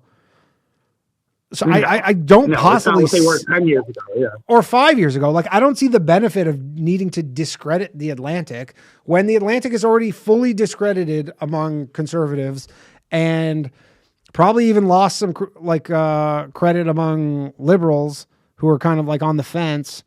So I'm like, maybe there's a grander plan here. I don't know. In my mind, the grander plan would be if they put out this all like the back and forth and like, hey, this is why we're doing this. Everyone just like bullshit, fucking warmongers. But it's like we tricked this liberal to release it thinking it's a gotcha because he wasn't supposed to get it. We get the message we want out there, and people read it and be like, well, the only thing that I saw that was like maybe the tiniest bit of on that point was that JD Vance was kind of trashing Europe. Yeah. In it, like in the texts that were released was like, but again, there were so many more texts that weren't released. So you're like, how do you know that this guy is going to specifically, like, how do you know this guy's not just going to release all this stuff? And not just kind of cherry pick. So yeah, I don't know. I'm not buying that. I think a lot of like Trump supporters are, there's a lot of people who are like, Trump can do no wrong. And, it's definitely some 40 chess. But I just find it very interesting, Yeah. I mean, I kind of am just chalking this up to like, these people are kind of new to the government and maybe they've been there for not even, what are we at, 8 weeks or something? Maybe they don't really, or however many weeks it's been. Yeah, like 8 weeks. They maybe just don't really know how things are done normally. And maybe someone told them it was fine. I have no idea. I have no clue. Yeah. I definitely am not of the opinion that they purposely added him. Because again, it's like I said with the whole Mike Waltz thing, it's like he had a history with this guy. So the guy was in his phone. The guy that they meant to add, Jameson Greer, who probably would be in these communications normally, he just like picked the wrong guy. They're probably like right beside each other in his phone book. And he just kind of fat fingered it and just put the Atlantic editor-in-chief in. In my mind, it's 60% probably just a fuck up, but there's maybe 40% that he's getting manipulated. The thing is, I just wanted to ask about one more thing. Yeah, go ahead. Go on. You haven't talked about fucking Zelensky right after these peace talks are supposed to be happening. Fucking hits Russia with, you know what I'm talking about? I saw some stuff on it. Yeah, so in the peace talks that were supposed to be like, okay, we're not going to hit like power things, and Zelensky, like the fucking petulant child, immediately he starts fucking bombing like a huge fucking attack on like a pipeline or something. Yeah, and I mean, it seems like Russia doesn't pulling his fucking hair out. From all the chats like that, Putin had the meeting with Trump. It seems like Russia's not willing to make many concessions. Trump just keeps saying they're like, we have this like locked up and we'll have a ceasefire, but it seems like Russia doesn't really want to make any concessions. So maybe like Zelensky's just like, well, until it's a ceasefire, it's not a ceasefire. And, I guess from a strategy standpoint, like you can't just act like this war is over when it's not, because you probably could, lose a lot of gains that you've made. Well, I mean, what gains has Zelensky made? He's got to quit while he's this far behind. Killed a few 100,000 Russians. I don't know. I know you mean like. Yeah, I know you mean, because obviously toning it down would be the move, but yeah, I don't know. I thought that story kind of went and passed, and not a lot of people talked about it. I thought it was such an insane move. I was like, dude, like, you've lost. Fucking stop getting your people killed. Hey, man, I didn't hear no bell. I mean, he is losing. There's no question about that. But I mean, until there might be some strategic benefit to really just keep going and, maybe make Russia want to end this too. In his mind, does he think we're going to turn it around still. We're going to take over or whatever. I mean, they still have tons of support from all the other NATO countries, and they're still getting tons of money from Europe. So I don't know, like maybe with the way that the US is going, you know, like a lot of the world is kind of turning on the US right now in terms of, like, you know, being allies. So maybe they're just like, you know what? We don't really care what the US has to say. Like Europe is like, we'll fucking destroy our economy by funding this whole thing and just keep it going. It's on our, which is maybe what Trump wants. I don't know, but. The last thing I'll ask, a follow up to that. Do you think like all this, you know, we see all these countries kind of blustering against America right now? Do you think it's more like publicly out facing? They're like, America should not be doing this, but like behind closed doors, they're kind of like, no, we still want to be friends, Trump. You know what I mean? I think they'll be friends when Trump's gone, if that ever happens. But I mean, Trump, like, you know, again, not to go back to Canada, but Trump has forced Canada to like fully rethink their economy, like forever. I don't know why he's so hard on Canada. It is baffling and hilarious. Well, it's very clear. He wants Canada. He like everybody's like, why is he doing this? It's like he keeps saying. I think he just wants Alberta. No, he wants the entire landmass of Canada to be part of the United States. Like it's very clear, and he's going to financially cripple, like, you know, the economy of Canada. Imagine you get Canada, Greenland, and the fucking canal. I mean, the Greenland shit's crazy. Like, literally, J.D. Vance did an interview today where he's like, yeah, you know, Denmark's not doing a good job with Greenland, so we might just have to take it. Well, his wife just went there, too. Yeah, which is, again, that's also crazy, because if you're Greenland, you're like, why are you accepting diplomats from a country that's actively, like, at least he's never said annexing, like, he's never specifically said he wants to annex Canada. He's like, this is a trade thing, and they'd be great as a 51st state, but they actually have been saying that they will kind of take Greenland by force if need be. Well, I don't know if in Greenland. I mean, regardless, if we were like, hey, I mean, again, that is not. We were like, hey, if we were like, hey, if we get Greenland, if you guys vote to join the U.S., every resident of Greenland gets $100,000. I mean, there is a number. I mean, I was saying this on the Patreon episode last week, but with the whole Canada thing, is everybody's like, you know, he wants to take over Canada. He's yet to actually make any sort of substantive offer to Canadians, right? Mm-hmm. He's just saying like it would look good, and I'm gonna crush your economy, blah blah blah. But like, imagine he actually makes an offer. And same with Greenland. Like, imagine he's like, hey, you know, like I've seen something where with Canada where, you know, he could offer $100,000 to every resident, every citizen of Canada. He could cut each one of them $100,000 check. That would be $4 trillion, right?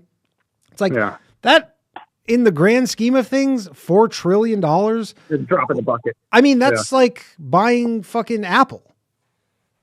You know, it's like, I don't know. Yeah, the American government could buy Apple if they needed to. They could afford it. There's no question.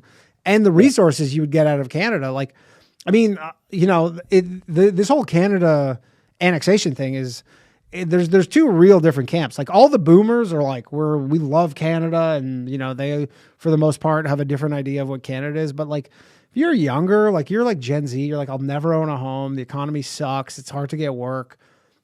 Those people, I think, might be easily swayed by an offer like that. Oh yeah, yeah.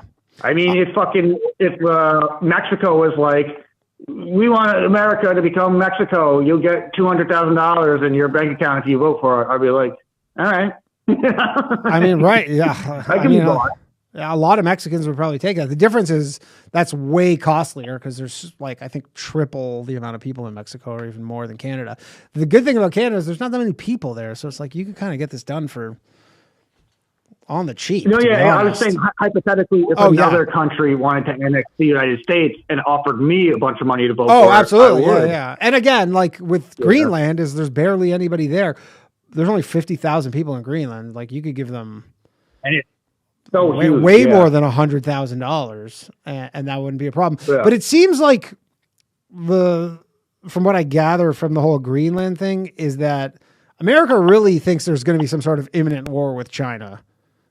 Like in the next 5 or 10 years, like there's going to be a serious war with China to really feel like this needs to be done. It looks like that, right? Yeah. But it seems like they probably have something that they don't want to tell us that they know. Oh, there's always something they don't want to tell us. Yeah. Yeah. Anyway, Tim, I got to let you go, but thanks, man. All right, thanks. Tim, everybody. Timbo Slice. Timbo Lama Ding Dong. The Tim Man. All right, let's take some more calls. Phone lines are open, everybody. 1-888-949-2969. We got Slav on the line. Here to demonetize my stream. Slav, what's up, man? Whoa. Yo. Hey, you hear me? Yep. Hey, what's going on? Hey, I was just calling in about stuff about health. Okay. You brought us some stuff about health. First off, how's your piss today? Clear. How's your piss usually? I don't. What are you insinuating that I have some sort of prostate issues? No. Because there are people who they brag about having health insurance, but I know I'm healthy, despite not having it. And one of the ways I do it, and this is why I hate automatic toilets, is because I do it the old school way. Like I monitor my everything I evacuate. So like sure. I look at my piss, I look at my shit. Mm-hmm. Have you ever had for instance, has your piss ever been really frothy, or has it ever smelled really sweet like coconut or birthday cake? I can't tell you about the sweet thing. I'm going to say no. Certainly at some point in my life, it's been kind of frothy, like not a regular thing. I think I'm fairly good on that front. Like I drink a decent amount of water, and during an episode of the show, I usually drink probably a liter of water at least. The problem was I'm really tired, and I had an energy drink, a new tonic before the show started, and I think that thing just ripped right through me. But no, for the most part, I think fairly good. Yeah. Yeah, no, that's cool. I mean, what is it? For instance, for those listening, if your piss smells real sweet, Patrice told us your piss smells like birthday cake. It's an indicator of pre-diabetes. Interesting. And, that's funny that if you have too much sugar, your piss gets sugary. Well, no, what is it? So back in the classical Greek eras, well, it was like Plato or one of them fucks. Or actually, I think it was actual Roman, like Plinius, or one of those guys. I mean, if you know classical history, But they would actually taste, like a doctor would taste their patients like piss, like on the end of their pinky, and if it's sweet, they're like, hey, you're kind of like that. Like that was the first written accounts of diabetes was. Man, that would have sucked to have been a doctor back then. You got to just taste everybody's piss. But now you can smell it for yourself, and if your piss is real frothy, that's an indicator that your liver isn't processing all the protein that you're digesting. And what does that lead to? No, that's just an indicator. That's just an indication. It's just that your liver isn't. Gotcha. So that could just be a warning sign that you're having some liver issues. Well, yeah. I mean, also, do you look at your excrement? Certainly.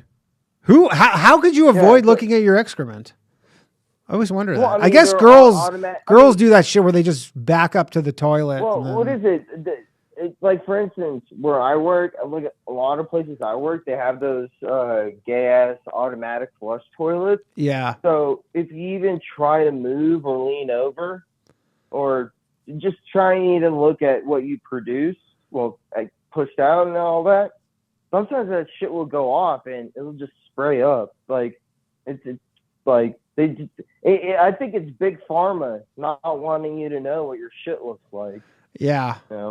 Yeah, I think as long as it's solid. I'll tell you what though, this has been Not that I ever had any problems before, and not to get too graphic, but Trader Joe's sells this fiber cereal that is like pure fiber. Don't stop eating there. Don't eat. Stop Man, eating I eat this cereal almost every day, man. This shit is fucking magic. Stop You'll have eating the cereal, best bro. dumps of your life. Bro, I'm gonna send RFK. I'm gonna have RFK. No, this isn't sugar cereal. There's no sugar in it. It's like pure fiber. How many ingredients are on the back of that box though? Good question. That is a good question. Honestly, I don't think many. Like, this is like, if you bought this cereal for like a kid, they would be not happy. Let's see if I can get the ingredients. Yeah, bro. Let's look this up in real time if I can find the ingredients here. It doesn't taste specifically great. I'm pretty simple on myself. Like, I like Cookie Crisp. When that movie Atlantis came out, they had like a really cool chocolate version of Lucky Charms. But the only one that I really settled for was like Frosted Mini Wheats. So here are the ingredients. There's probably a lot of ingredients. Wheat bran, corn flour, corn bran, cane sugar, whole wheat flour, oat bran, whey, salt, caramel color, vitamins, and iron. That's it. It's honestly like it's yeah, and it's not like it's barely any sugar in it. Yeah, like it's only 3 grams of added sugar per serving. Like, it's not sweet at all.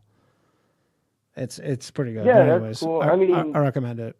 Back in Russia we had this, kasha, which is you've had grits. buckwheat. Grits, essentially, kind of. Oh no, grits is from corn and. Or grits is from corn. Yeah. Dude, I grew up in the South. I like me some grits, a little salty, sweet, a little bit of cheese type grits. Kasha is just buckwheat. Yeah, buckwheat, right? Super fucking healthy. Yeah, my dad used to make it for us for breakfast sometimes. Yeah, that's the only grains you should be eating though, if you want to keep going on. Like, bro, I have pounds and pounds of it for the collapse. But the other thing was because you were talking about health. So you do what do you think we're speculating, your audience, as to why Israel doesn't want to do genetic testing? I don't know. I mean, again, it's like because we're all fake. Because they're all fake. They're all fake. Well, but the thing is like, look, nobody even disputes that. Like, if you're a white Israeli, you're obviously of Eastern European. You don't need a fucking 23andMe to tell you all the Russians in Tel Aviv are not ethnically Israeli. I mean, I don't think that we would 23andMe would help with that. I don't know. I guess there may be some really tanned people who are on the margins. I don't know. Well, first off, this all goes back to obviously the story of the Pharisees and all the 12 tribes, and I'm gonna ignore the existence of Black Israelites, but this is literally coming all to a head of this is like is your theory just the basic theory of why they don't allow it in Israel? Just that. Okay, so this is why. So I'm gonna give it just a bit of an analogy that is very familiar within American societal context. When they came out with IQ tests, they're like, this is all for white people because white people are the ones mostly being involved in IQ tests. Mm-hmm. But as soon as they got the sub-Saharan, the colored, the Indejo of the Caribbean and Central and Southern America, the Abos and the Islanders of the Pacific, and eventually the Orientals and the Indo-Chinese, once they got them involved, they're like, oh no, this is suddenly racist. Sure. So, did you see the NYU hack on the weekend? Did you see that? Oh, dude, I saw. Dude, okay. Did you do it? Ask me this. Riddle me this. Danny. What is the percentage? Or either can you find, or can you tell me, or do you even know what is the percentage of graduation rates versus dropout rates of darn minorities who were admitted into colleges on the purview of affirmative action? Think about you were white and you're eligible to go to college, but fucking Jamal and Lakeisha took your spot and they only partied for like 2 semesters and then dropped out. Sure. But now you're going to a second choice or a third choice or a JUCO college because, you know, some jigaboo took your spot. All right, relax. I'm trying to stop trying to get my fucking stream demonetized. We get it. I mean, we get it. There are good. Who says jigaboo? Who even says that? I guess there's other words you want to say that you're actually fucking holding back on. So, for people who don't know though, someone hacked the NYU website and they basically put up the racial affirmative action in college admissions. It was the SAT score for Asians. Asians are killing it, by the way. Shout out to the Asians because Asians are absolutely very capable. They are a capable. Not only are the Asians dominating, but they totally stay off the radar. We got to be specific. We got to be specific about the Asians. It's the Oriental. It's not the Hmong. Well, I think it's like, you know, Indian Chinese, as well. Koreans, Japs, and Vietnamese. I don't know. Indians are doing pretty good. Danny, don't ever call Indians Asians. They are subcontinentals. Well, like, please. Regardless of how you want to classify it, for this, these metrics, this is the NYU average admitted SAT score for 2024. This was put up on NYU's website, was hacked. This was put up. Asians 1485, whites 1428. Hispanic 1355, Black 1289. Basically showing what we all know, which is essentially affirmative action. But the Asians definitely include Indians in this because where would Indians be otherwise? They're not with white. That's a shame. There needs to be a different box for those organisms. Because I mean, Indians dominate too. There's just the difference is per capita they don't because there's just so many of them. But well, here's the thing: you've read how like only 30% of India is on the internet. I've not read that. Only 30% of India has the internet. No, 30% of India you see on the internet is those people. 60% of India you don't see. Because they are. Yeah, but that's 30% of 1.4 billion people. That's a country larger than the United States. So imagine the 60% of India you don't see, who can't even access. Imagine what kind of conditions those organisms live in. Yeah, not great. Imagine what. Yeah, but imagine their brains. You know, I mean, listen, we're talking about a group of organisms who have a caste system. Listen, I mean, you guys, look, if you want to know a slur for Indian people their own language, no, it's in their own language and it's in their own customary systems because, you know, they have a caste system. I do know they have a caste system. And, so they have one, the beneath, the lowest caste is called the Untouchables. The Untouchables, I know, which it makes it sound like you'd be the highest. I hear untouchable. I go, man, that's an untouchable person right there. But they're like, no, that's like untouchable. Because the Jews are worldwide untouchable somehow. And the Indians love Jews. But no, the Untouchables are like. Indians do love Jews, huh? Indians love Israel. Muzzies. I know. Well, yeah, because they hate muzzies, and the world has to know about muzzies because right-wing Jews start Middle East wars, and left-wing Jews taking all the refugees. I realized that first. The love of Jews when I made that exploding goat sketch, and then went viral in India for some reason. I go, oh man. They really love the Jews there. Anyway, Slav, I gotta let you go because I have so many calls to get to. But I think you've said your piece. We'll hear you on the bathhouse, Slav. Everybody, all right. Oh, Slav. I'm sure he had another point, but he probably didn't have 4 more points. Let's talk to Lenny. Lenny, are you there? Yeah, can you hear me? Yes, I can hear you loud and clear. What's up, man? How's it going, Danny? I just wanted to save you from that last caller and his racially charged ramblings. I mean, that's every week with Slav. When I pick up the phone from certain individuals, I know exactly what we're getting. Oh, there you go. Well, yeah. I'm bummed because I'm a huge Nick Bryant fan, and I'm a huge fan of you, and I like that my worlds are colliding. Cool. I was so stoked when you had William Ramsey on, but I missed Nick Bryant tonight. Yeah, I was hoping we'd get more clarity on the Epstein stuff, but the way he makes it out is we're not getting anything ever. Yeah, so are you more interested in his work on Epstein, or are you into his Franklin stuff at all? Well, so Nick Bryant, this was the second time he's been on the show. If you go search on YouTube, Low Value Mail, Nick Bryant, he came on like probably 18 months ago, and we did a pretty deep dive into just the Franklin scandal stuff.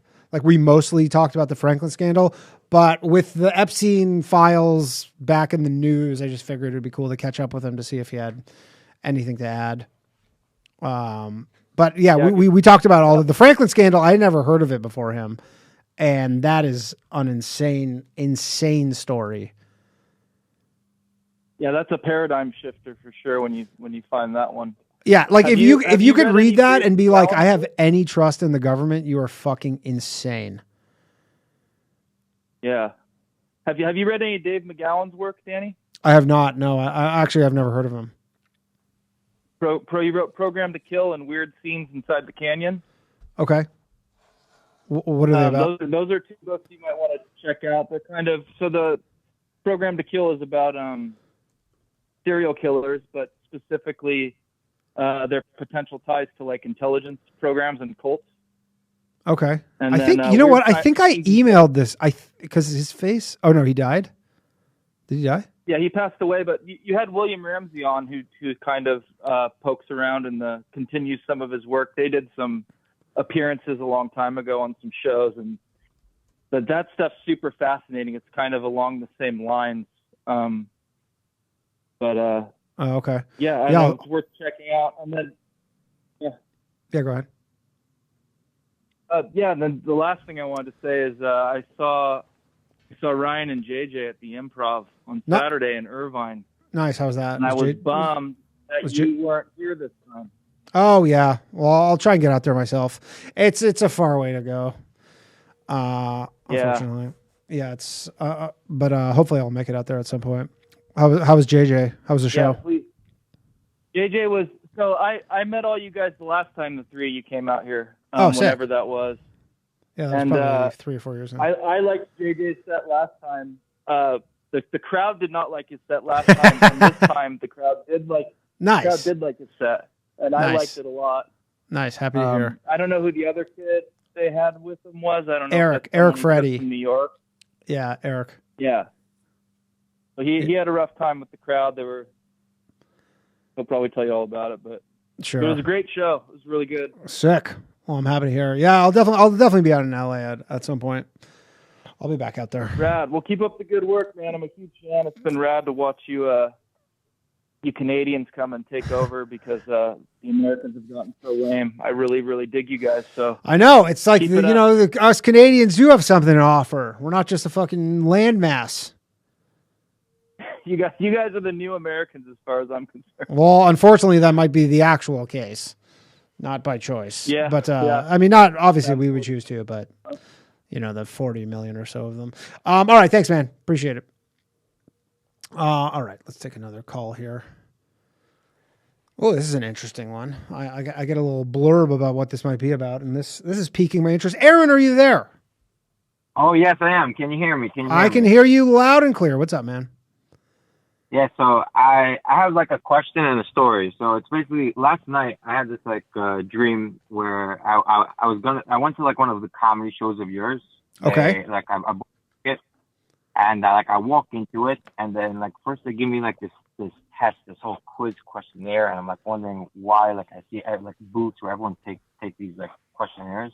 Okay. And it's like all these questions about like their personality and other stuff, and then like we go into like a room where it's like it's kind of like everyone has like separate separate areas, and there's like a it's not like it's like some sort of, it was kind of like trippy, but it was like in between like like where you have a stage where there's like multiple different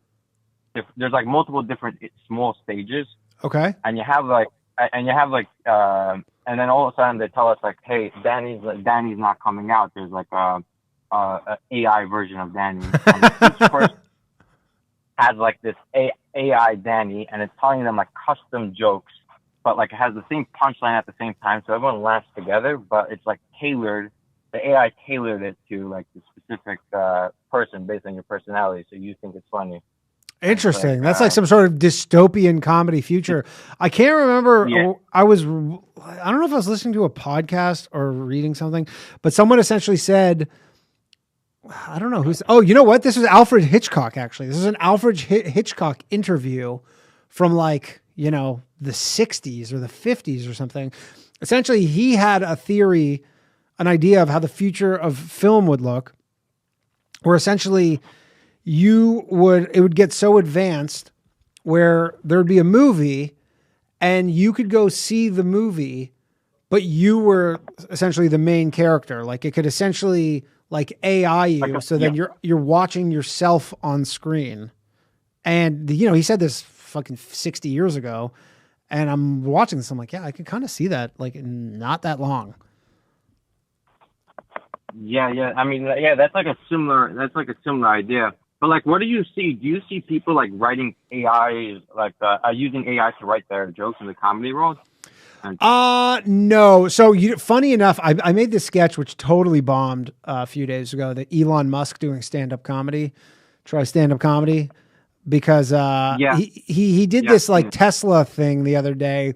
And like it looked like, you know, a stand-up sketch. Like it looked like someone doing stand-ups. Then I was like, oh, I'll see if I could do this. And, I went, because I wanted to obviously not have him kill. I wanted to make him kind of bomb and like struggle, because I thought that would be funnier. So then I went into Grok to say like write like a stand-up of like a hacky stand-up of Elon Musk, and it still wasn't good. Like I don't think I used one topic that it suggested, but I didn't use anything but for stand-up, no. Like there's no scenario where I could be like, give me 5 minutes of stand-up from any AI that would be usable in any way. Right. Not obviously not like that at the moment, but like what about like where you're writing a joke, you're like, oh, how do I finish it, or how do I, you know, like some similar idea where I mean, the moment that AI can just write my comedy, that's like, or comedy in general for people, that's probably the end of it, because then, I mean, surely there are people who are better performers than me. There's no question. Like I'm not like the greatest performer. So then if somebody like could just be tailored, could write jokes, then, you know, there'd be all these theater kids who are, and actors and stuff, who are like, yeah, I'm an amazing actor. I'm just not a good writer, and I'll just get AI to make me comedy. And I guess, I mean, I know some AI people think that will happen. I personally, because the thing is, AI is, at the end of the day, it's all trained on the stuff that came previous to it. So like the best it could really do is mimic something that's already been done, which would be considered hacky comedy. But in terms of like actually generating anything like original and unique, I don't see it. But and well, because like for me, like I use like I see like I'm learning like programming and stuff.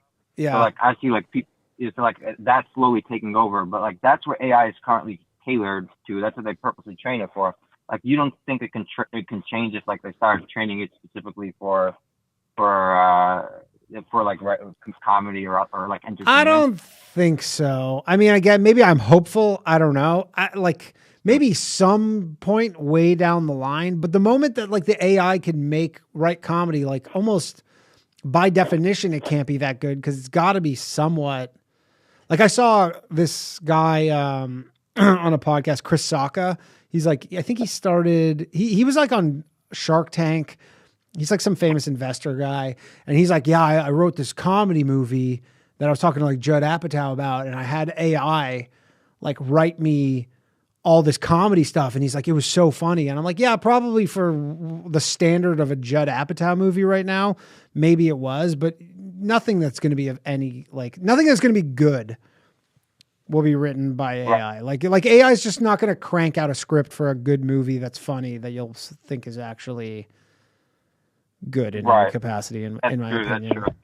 I see people like write books, like writing novels that are using it to help plan it. Like I see like people to help create the storyline. I could see a scenario where if I was writing a script, because there's this guy who was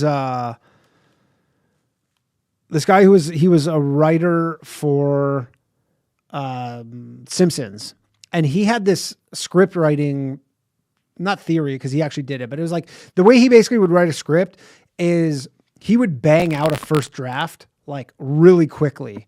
Like he would have the outline for it, and he's like, some of it would literally not make any sense. Like it didn't have to make sense. It's just like this person talks. Because a lot of times if you write a script, sometimes it takes a long time because you're like, oh, I want to get this line. And his whole premise was like, you just get the rough outline. It's all in the editing anyways. So he would just like bang out these scripts like in literally 2 hours or something, bang out this script. A lot of it would just be nonsense. And then he would go and kind of fill it in and make it like, and he was like, he wrote some of the best Simpsons episodes ever.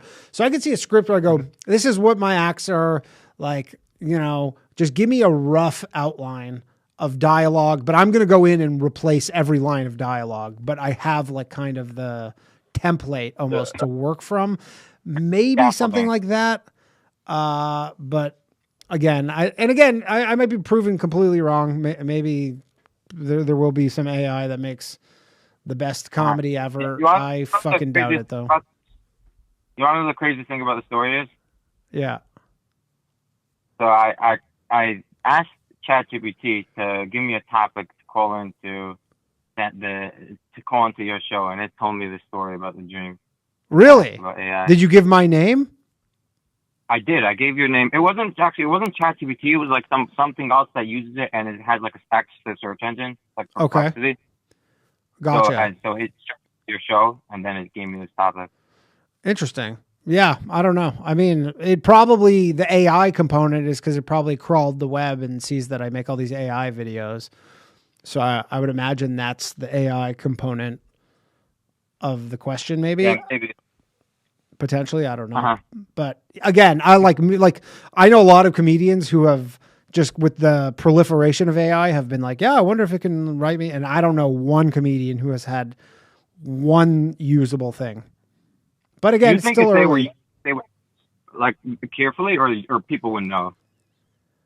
I mean, if you're a really shitty comedian, like I'll tell you this: if you're like a crappy open mic comedian, absolutely, you could go write an AI. Like if you've never done comedy, you could go do an AI thing and go to an open mic and be like, I might not be the worst person here, like on a super low level like that, potentially, yeah, but anything good. No, I don't think so. Mm-hmm. Yeah. Wow, that's crazy. And what do you think? So, I guess separate topic. What do you think about how Trump is technically Trump is wrong in the case where he's exported the migrants like legally from a legal perspective? I mean, I said it like 2 months ago that is like he will start losing a lot of people. And I mean, this was before they were sending them to a fucking El Salvadorian jail. But like, if he, and I, you know, the hardcore people will be like, I don't care why they're here. If they're not American citizens, get them out. But like, if you had a policy in place where they could come make an asylum claim here legally, and then not only are you deporting them, you're sending them to like an El Salvadorian, like labor camp and like one of the most brutal prisons.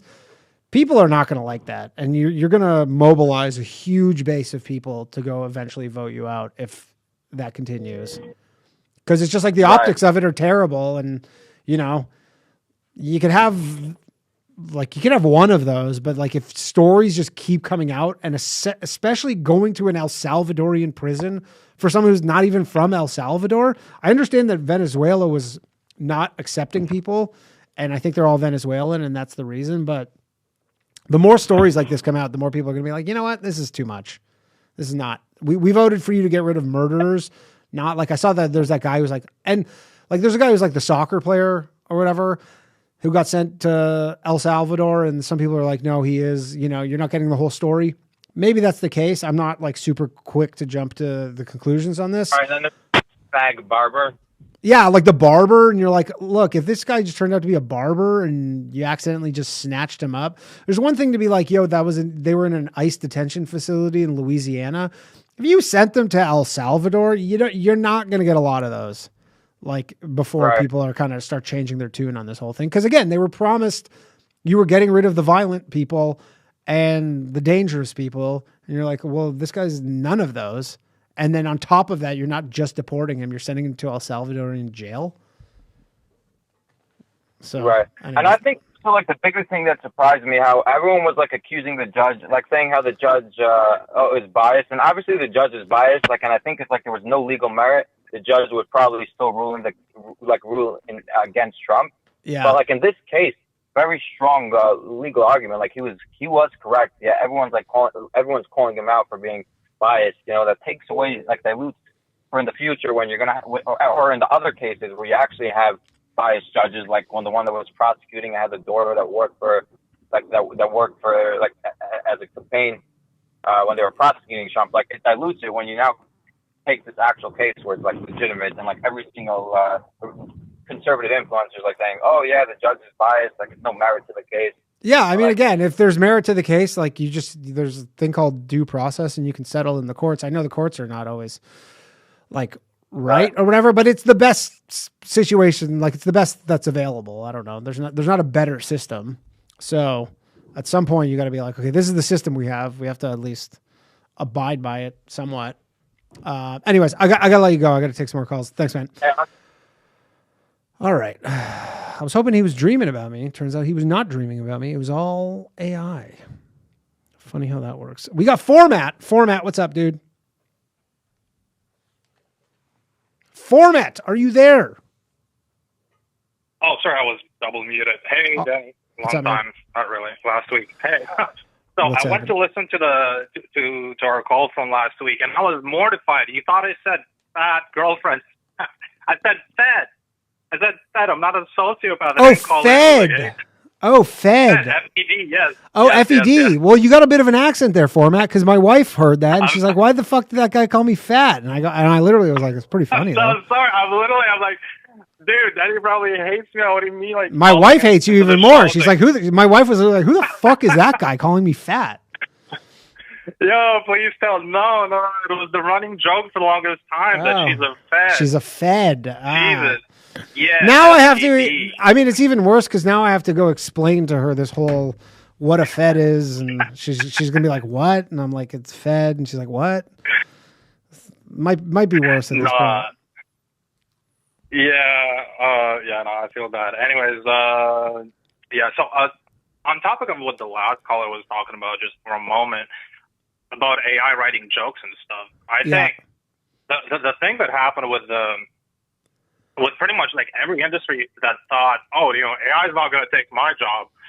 All the creative people and the artists and you know, they were thinking, oh, they're completely safe. Immediately, all the painters are fucked, musicians fucked. Again, depends what you make though. Like if you make like, you know, generic kind of work, I guess. Like if you're like like if you're doing fucking caricatures on a boardwalk, you know, you're like, yeah, like you're toast. Like if you're just doing something that 1,000 other people do, just this basic, just kind of redundant thing or whatever. I guess redundant's not the word, but like if you're doing that, yeah. Like any sort of, I mean, like, you know, the intro song for the show, I made it on that Suno website. In another world, I would have had to go hire some band to make me this song that probably wouldn't have been much better, to be perfectly honest. But that song would not, like, if you went to a show and someone played it, you'd be like, I don't know, like you go to New York City to like bluegrass open mics and people are playing better shit than that song. Yeah, I mean, there's definitely a lot of slop out there, but it's also important to understand it's literally like brand new, right? Just give it a few more years. But and and even still, even though it is brand new, the amount of people that are like if you think about how many people get hired to do art for a game, a book, a website, the amount of those people that are fucking out of a job now is ridiculous. Yeah, no question. No question. It just depends on like how, I guess, unique of a thing you're doing. Like if you're just doing a thing that lots of other people do, then yeah, you are in trouble because you're not doing anything particularly special. And look, maybe there will be some hit song that we're all like, you know, it's playing nonstop and everybody's listening to in 2 years from now. And you go, this was just made with AI entirely. And then probably we're in trouble. But, dude, one of the hardest bangers, a friend of mine, Meme Machine on Twitter did, is this, it's literally like some kind of like Suno song about a comment made into a song. And it's made in this like hyper pop style. And it goes so fucking hard. It's one of my number one bangers of all time. Like, I really? can't believe how good that is. Yeah, but the thing is so that's just like that is literally just based off of some other similar song that essentially, and I know a lot of songs are like kind of repetitive in that way. So it's yeah. But yeah, like whenever I try to make, I'm trying to make right now. I want to make what is it? I want to do like a Ken Burns. You know, have you ever seen Ken Burns Civil War or whatever? So Ken Burns Civil War, it's like a documentary from like the 90s or even 80s about the Civil War. And so I want to do like a set in the future, a Ken Burns Civil War style about the Battle of Canada, basically like the Canadian-US war, but it's like looking back on like this war that happened in the Ken Burns style. So I've been going through like image generators because a lot of the scenes in Ken Burns is just like a photo that like it pans on the photo. I have not been able to get one image that would be usable. Like not a single one. Like prompting, I've been using 10 different image generators. Like I can't get one thing that's usable. You know, like I'll be like, give me American soldiers. All it does is it takes like a photo of soldiers from some different thing, and then it just like puts them in with some other stuff. But then you're like, they don't even have American flags on their uniforms. But again, we're very early in this stuff. So who knows where we'll be at in 2 or 3 years or 10 years.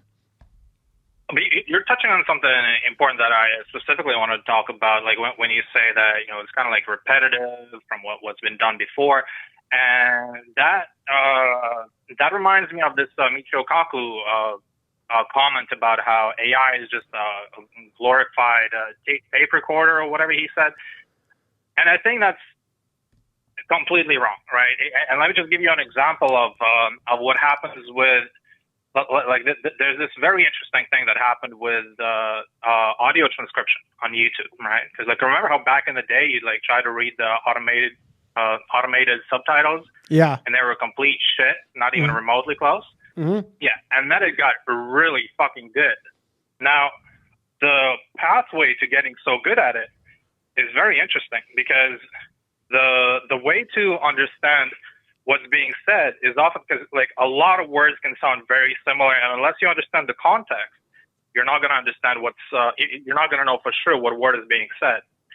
So the AI has to learn to listen to not just the audio alone, it has to understand the emotions of the people that are, for sure. So once it starts, well, I was just going to say that one of the AI voice cloners that I use for my AI sketches, I found a new one, and this one lets you literally, like when you put the text in with the person, you could put in like sad, like it has a little drop down, and you can go like, say this sad, say this angry, say this happy.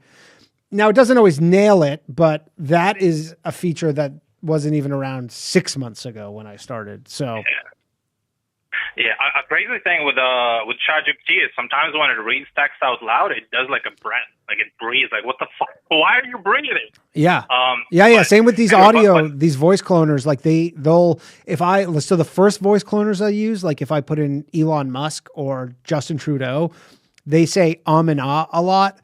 And those first ones never put the ums and ahs in. And now they do. Yeah. Now, and they put them in at the exact right point. Like it sounds totally normal, but they do put them in. Right. Yeah. So to finish up the point about understanding emotions. So what these things do, these are neural networks, right? They have neurons, like literally modeling our brains, and these neurons, they in order to understand, in order to transcribe the text properly, as it learns to understand the emotion, it also develops it. Right? And here's my take on what happened with Gemini. Remember when Gemini freaked out and remember that guy fucking was remember that black? guy who made like humiliated himself, basically saying like it's alive and all that shit. And I wonder what happened to that dude. Yeah, I need to follow up on that for sure. Now, the thing that happened with everyone becoming black, I don't think that was a bug.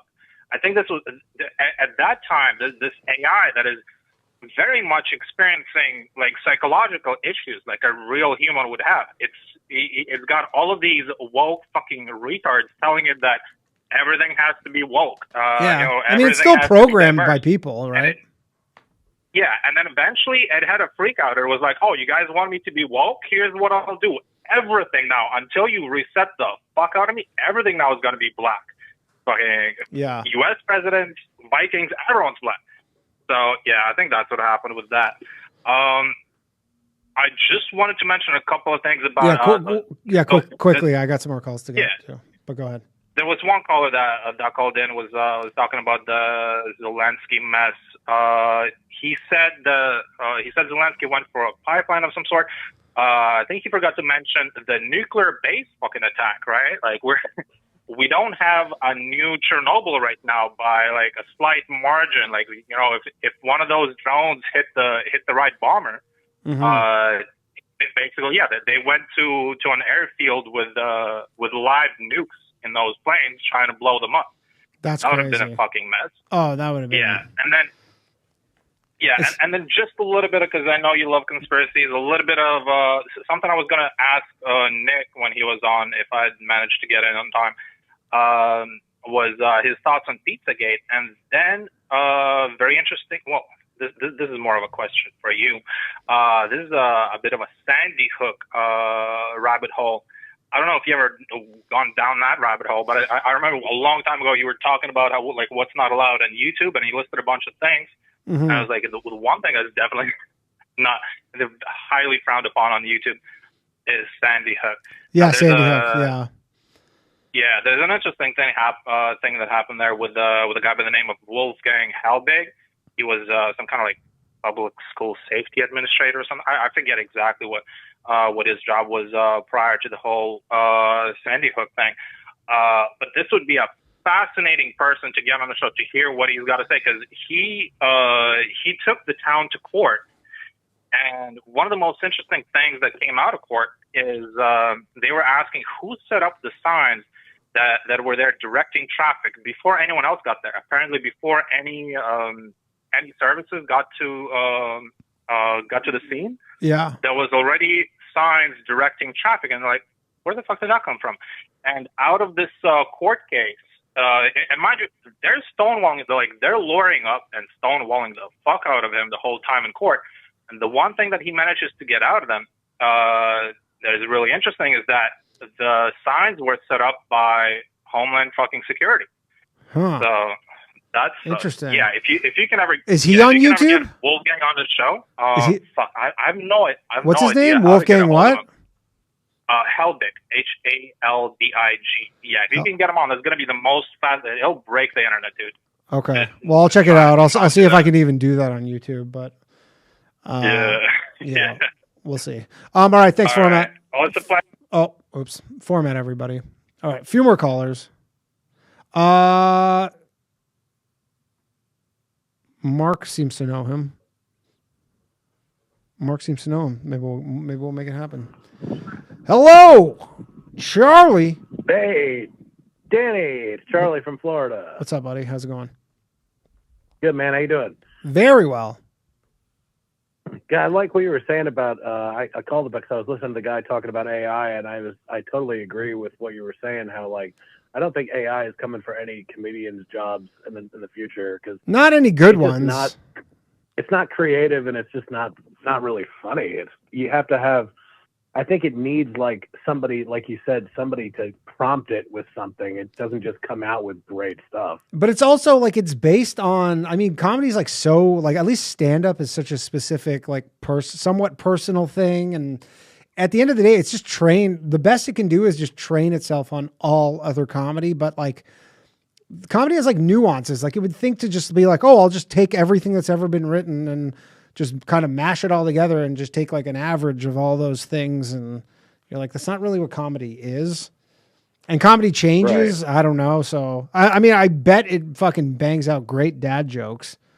But if you try and do that at a club, like all you get is groans. So, right. Somebody said on Twitter that they did and I tried doing this. They tried to do a roast battle with AI with Grok. Yeah. And I tried doing it. And it was like like Grok did not come up with great roast jokes. No, like the stuff that I had it right for the Elon Musk thing was like I wrote him really bad stuff, and it was even worse than that.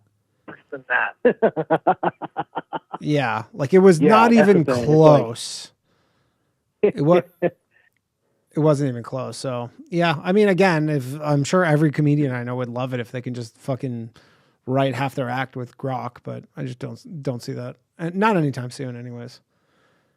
No, and I think with other things in life too, I think a lot of people kind of prefer.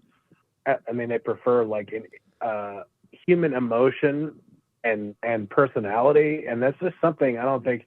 Like AI could replicate certain parts of that, but I don't. There's some things where it's medical field or whatever kind of field it is, you kind of want a person. Yeah. Also with comedy, another thing is like, I can't just do somebody else's act and it'll be good. Oh, yeah. Like you could give me like Seinfeld's act or whatever. Like if I memorized it word for word, like it wouldn't be good. Like there's some sort of like authenticity element, and like you just can't just do somebody just like, unless you're doing street jokes where you go, this is the joke and this is just how it is. And maybe you do it like the Gilbert Gottfried, like dirty jokes thing, but like an actual like stand-up act, like you can't really, like I couldn't do JJ's act. Like JJ could go kill for his act. Like I couldn't just go do his act. Like it wouldn't be good. Oh, sure. I was doing like kind of seeing if it could come up with good like you're so dumb jokes. And basically Grok was like, you're so dumb. I forget what it said. So like he was like, "You're so dumb. You're not the sharpest tack in that." Like something like that. I'm like, that's not even good at all. This is terrible. Yeah. So exactly. And, so definitely in terms of creativity, it wasn't very good. So yeah, I can't see that being a big. But again, who knows what it'll be like in 10 years? Maybe they make some crazy breakthrough and the funniest comedian is AI, and then they'll just. Won't be, but again, at the end of the day, all it can do is write for another person. Nobody's gonna go see a fucking laptop screen do comedy, or maybe they will. I don't know. Unless Elon Musk like has all those humanoid robots, and one of them becomes a stand-up comedian. That is my worst nightmare right there. Yeah, just an army of fucking humanoid robots doing shitty crowd work. Yeah, that's like the next Terminator movie. It's horrible. Yeah. Well, yeah, that's all I wanted to say, but keep doing the show. I really like it. Cool, man. Thanks, Charlie. Take care. Good talking to you. See you, man. Charlie from Florida. All right, we're going to go a little over time. We didn't hit the super chat goal. That's fine. I'm going to read a few of the super chats. Reagan says, tell us about your travels in China. Currently planning my third trip in as many years. I went to Beijing for a week, got scammed there by the Chinese tea scam. Watch out for that. Then... I don't really have time to get into it. And then we only went to Xi'an, which is where the famous terracotta warriors are, which there's some conspiracies about that. At the time, I had never heard it. I only heard about the terracotta warrior conspiracy very recently, but people say that they're not even real, that they're the Chinese government created them in order to like for some sort of Chinese like nationalistic pride or something, because they are very impressive. But apparently they might not be real. But that's all I went to. Xi'an, it's cool. I wouldn't go there for more than a day. Beijing's cool. Brookings Brown says, did you see that Joe Gatto story? Poor lady. Yeah, Joe Gatto. I mean, again, I don't know. She went up to his hotel room. She was over 18 years old. I don't know. It doesn't seem anything criminal to me. Anton says comedians are so self-centered that think comedy somehow is not possible for true AI to master it. I mean, I'll believe it when I see it. Brookings Brown says, Danny, you are way off about it. Deportation, we voted. Again, I understand that you voted for deportation, but it was based off of the whole, people who are here illegally. Technically, asylum seekers are not in the country illegally. That is one point. Secondly, my real point to this is that there's a lot of people in the middle who maybe did vote Democrat at one point, who voted Republican this time, because they were like, you know what, I do want to get rid of all these criminals. I want it to be safer. And then when they start seeing shit like this, they're like, this is actually not what we voted for. Just because, it is obviously a spectrum. So anyways, South Coast Horizon asks, Danny, what's a good image or text to video generator? Sora sucks so much ass. Kling is okay, but seems like a scam. Honestly, I haven't found a good one. If you go on a website, it's called FAL, FAL.ai. That's what I use for my lip sync videos. It's a website that just has a bunch of different programs you can use. You have to pay to use them for the compute. It's really cheap. It's like images are like 2 cents or something. And usually the videos are like 30 cents a minute. It's pretty affordable, but there's like 500 different AI things that you can use that you can try out. All right, let's take a few more calls, and then we'll wrap this bad boy up. We have Drew. Drew, are you there? I'm here. Can you hear me? Yes, sir. What's up, man? What's up, doggy? First off, I want to shout out Connor, dog. Yeah, man, he's recovering. He had his fucking head of his femur chopped off on Thursday morning. But he's actually, Jesus. Yeah, he's doing okay though. He's actually, the problem was he had this hip surgery 6 months ago, and they had this like pin toggle put in his hip, but then he developed all this arthritis, so then he couldn't even use the leg because it was too painful, and so he had been fucking hobbling around. So then we got the arthritis removed and the head of his femur chopped off, and apparently he should be back in business in a couple months, but it sucks. Hell yeah. And then hopefully we get Connor Dog on the cast. We get Connor cast. We get him touring. He goes on the Crowder Boys cast. He goes all the podcasts. Yeah. Gets out He there. made one appearance. The only podcast appearance he's ever made was when I did Gino Bisconte's stream like a month ago.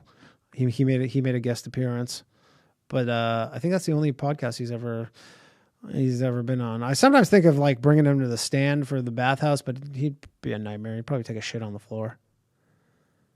That's extra comedy gold, like Ari Shaffir says. Yeah, that's true. That is true. That is a good point. And he'd be doing his own Skankfest tribute. By the way, he comes to what's your Skank. favorite He does actually soup? come to Skankfest every year.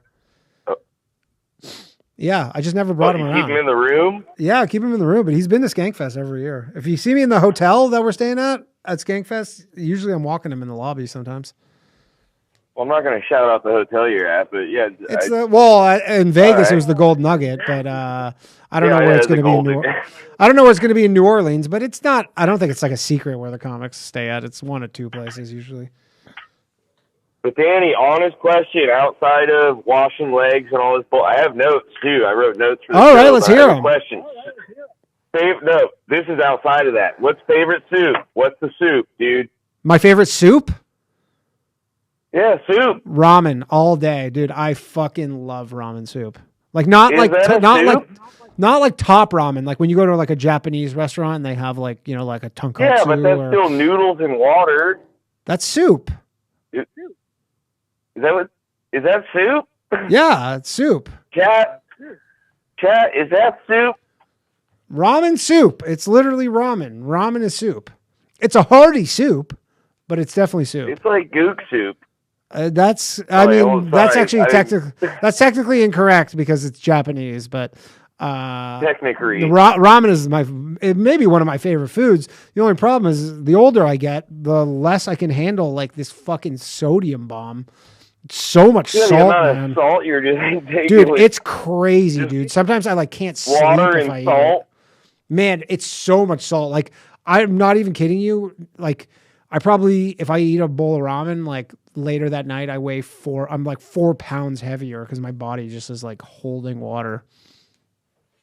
But then you look at these organisms that live off of it. Yeah, Ramen, that or that or matzo ball soup. Actually, those are my 2 favorite soups right there. Well, nobody likes those organisms. By the way, shout out organisms. Thanks, Slav. Yes, sir. Yeah. Thanks, Slav. All right, guys, I'm out. I love All right, you, thanks, Danny. Dad. Later, buddy. Appreciate it. All right, we're going to take, speaking of matzo ball soup, we have 2 more callers. This one probably has a pretty good recipe for matzo ball soup, if I would have to guess, and maybe gefilte fish. Joe the lawyer. Hey, Danny, how you doing? Good. How are you? Any good? You got a good matzo ball soup recipe? Yeah, actually, I do. I bet you do. It's that not so hot on the gefilte fish though. I hate gefilte fish. Never liked it. Yeah, me too. All right, we're on the same page with those 2 things. Joe, how's it going? Been a minute. Yeah, what happened to the studio? Because they record all this other stuff in there, and it was like the studio for the bathhouse. They record all these other shows in there, and like when we would go in there, and like we didn't really use much of their equipment, but we had to like unplug some stuff, and we would plug it back in, and they were just complaining. They were like, "Yeah, this like cable was plugged into like a different thing," and we're like, "I mean, you could just like swap the cables. It takes 5 seconds, but it just seems like it was inconveniencing them." So we're just back in the green room.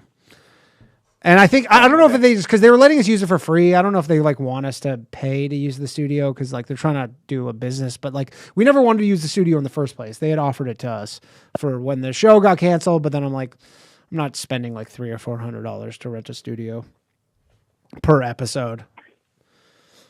Yeah, I mean, you're not making that money back. I mean, I don't make any money off of it, so I'm like, I'm definitely not just going in the whole $400 a week to do the bathhouse. Like that's definitely not happening. So I wanted to talk about the genetic testing, actually. Yes. I feel like you might know the answer to this. Yeah. So first of all, you could do genetic testing in Israel. In fact, it's not that uncommon. It's just the commercial ones, right? Yeah, it's the commercial. Right. Yes. So the reason why is because the way marriage works in Israel is it's done entirely by, there's no civil marriage. It's all done by religion. So it's entirely controlled by the rabbis for Jews getting married. For Muslims, it's controlled by the imams, and for Christians, it's controlled by the priests. Gotcha. So because of that, mamzerim, bastards, are not allowed to get married to anyone other than other bastards. What? Yeah. What a crazy rule. It's in the Bible. You Okay. can look it up. Gotcha. So because of that, it's they don't want to just have it where, anyone can just take any DNA, throw it in a box, send it in, and get back results, and then find out, hey, this person's not actually the kid of that person. That can cause some issues. So they're just like, the only way you can get genetic testing done is it's done by a facility where you're there, you give the blood yourself, you get the results.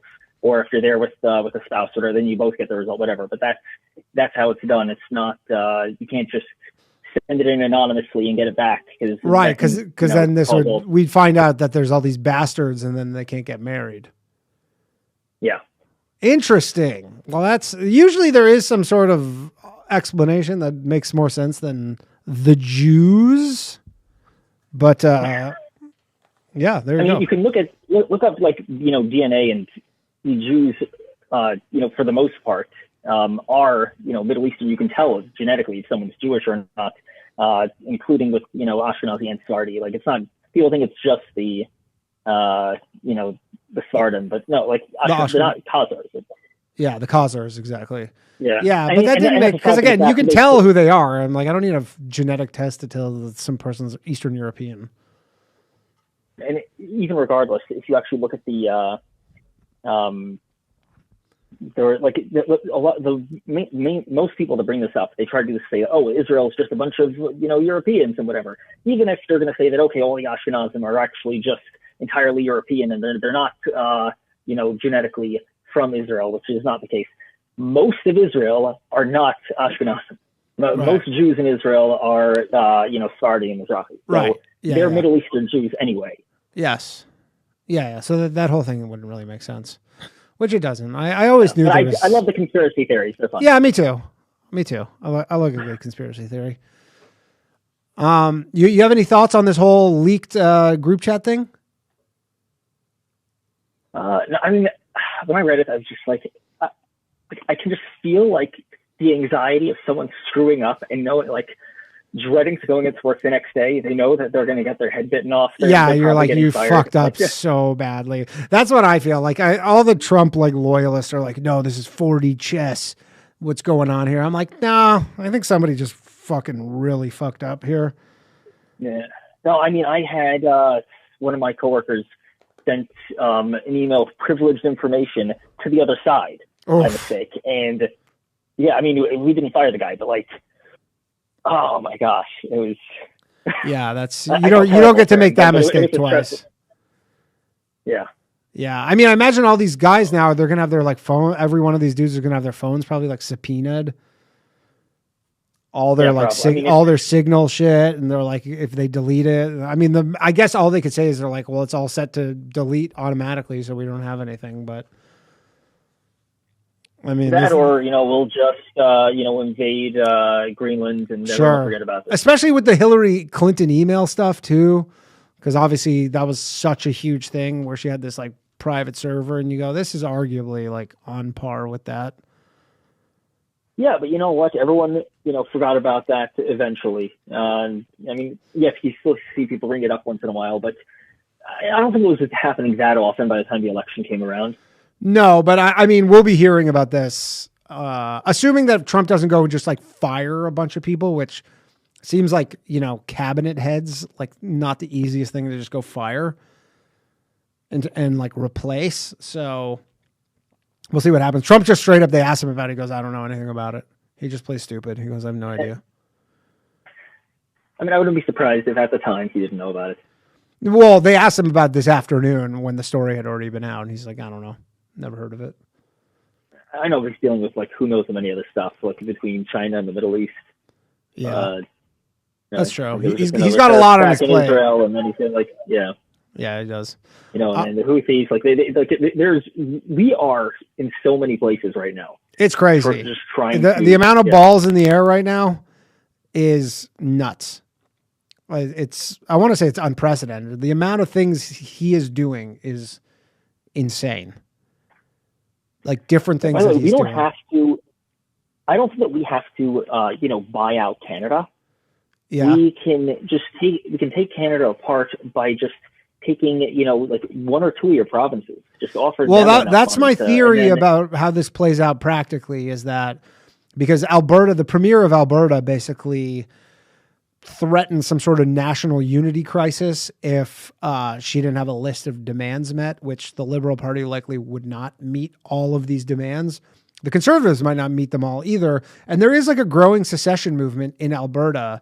So if Alberta was to declare themselves sovereign and leave, join the United States, Saskatchewan would follow, at which point Canada would lose such a huge amount of their natural resources and economic driver that the rest of the country would eventually just collapse. I honestly can't see a downside. I don't know why you guys are holding on to it so much. There's no downside. There really isn't. Honestly, if it wasn't Trump doing it, you still keep your health insurance. Yeah. States can have their own health insurance, so you guys can still have that.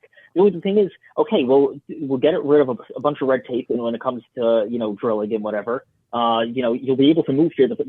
That'll automatically lower your house prices.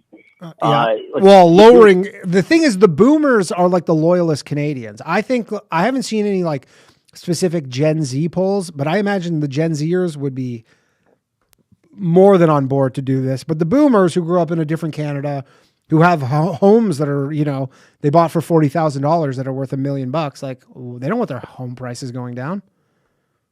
Right? The homeowners don't want their home prices going down. The people who can never afford homes certainly more homes.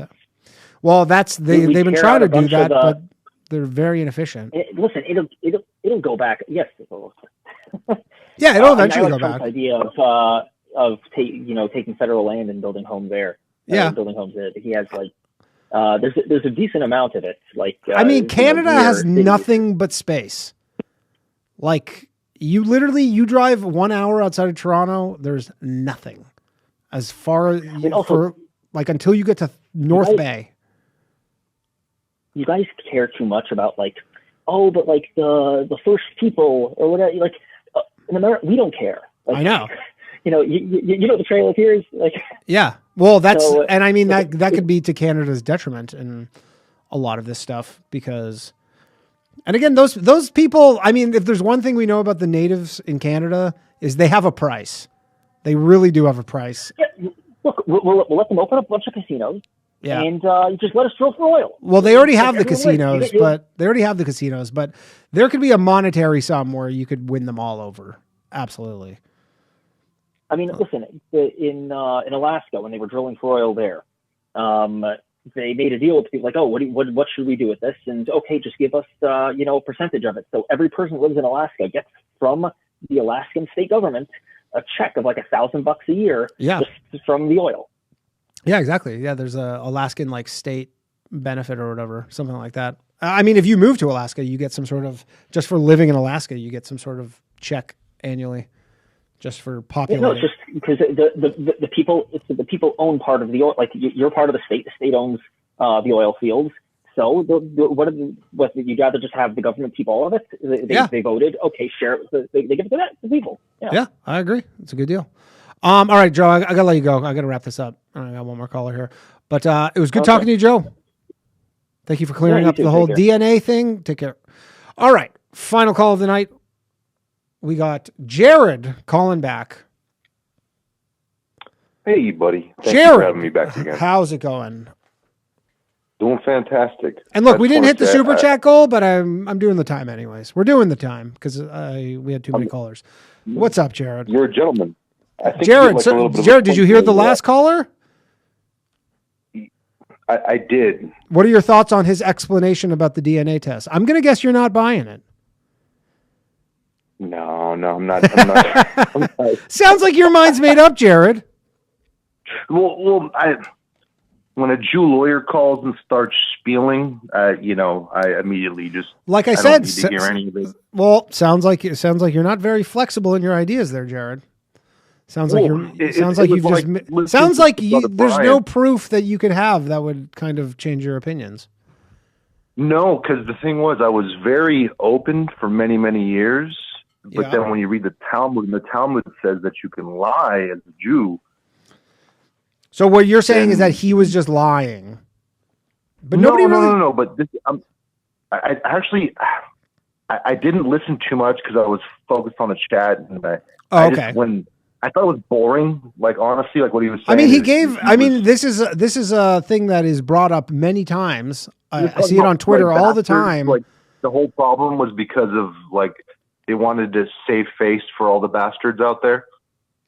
Well, essentially, he's saying in the like all marriages are religious by nature, regardless of your religion. In Israel, there's no like civil marriages, and basically, bastards are not legally allowed to marry a non-bastard based on, I guess, the Torah or whatever. So that would obviously cause a huge problem in a somewhat secular society because that's like kind of a crazy law. You got to protect all the John Silvers out there and make sure that they. Sure. Well, they just don't want to have the thing where people can't get married because they just happen to be married out of wedlock or, I mean, it makes sense to me. That may be a thing. You're not buying it though. Jared's not buying it. It's not a place of contention where I feel, compelled to dig my heels into the ground. But what I can say is, that there's been evidence that 97% of the people that are occupying, modern day Israel are not of, genetic material that's representative of the people that are indigenous to the Levant, and that gets into I don't think that's true, to be honest. I mean, again, there's a lot of people there who are like a lot of like Arab Jews and 97%. That's I don't know where you got that stat from. Dailystormer.com. It could be Renegade, Renegade Tribune. Sure. Oh, I don't know that one. But, that's a fun one. Yeah. I'll be quoting a little bit of Renegade Tribune shortly. Okay, we only got a few minutes because we got to wrap this up. But go ahead. Yes, sir. So the idea of calling today was talking about Leo Frank, Mary Fagan, grape and murder, a 13-year-old girl who was employed at a pencil factory by alleged. I know the story. I know the story. Yeah, I think probably most people know the story. So for those who don't know, Mr. Leo Frank was the superintendent at the Bell Pencil factory in Atlanta, Georgia. He was a member and president of B'nai Berith, which is a Jewish Freemason fraternal organization. There was... I didn't know B'nai Berith is a Freemason organization? Oh, yeah. I can actually get into that if you want to. If you look at the charter... the charter has multiple nods to Freemasonry. There's a gentleman with one pant leg rolled up, which is it says B'nai Berith drawing inspiration from Freemasonry and Oddfellows. What's Oddfellows? Oddfellows is actually another fraternal organization that's associated with orphanages. And if you've ever heard of the orphan trains and some of the things that happened in the late 1800s, early 1900s, they're responsible for essentially kid farms where they would commit their parents to institutions, lock them up in an insane asylum, and then they'd kidnap their kids and put them in these orphanages. And what would happen is they would be molested and then eventually initiated into Freemasonry.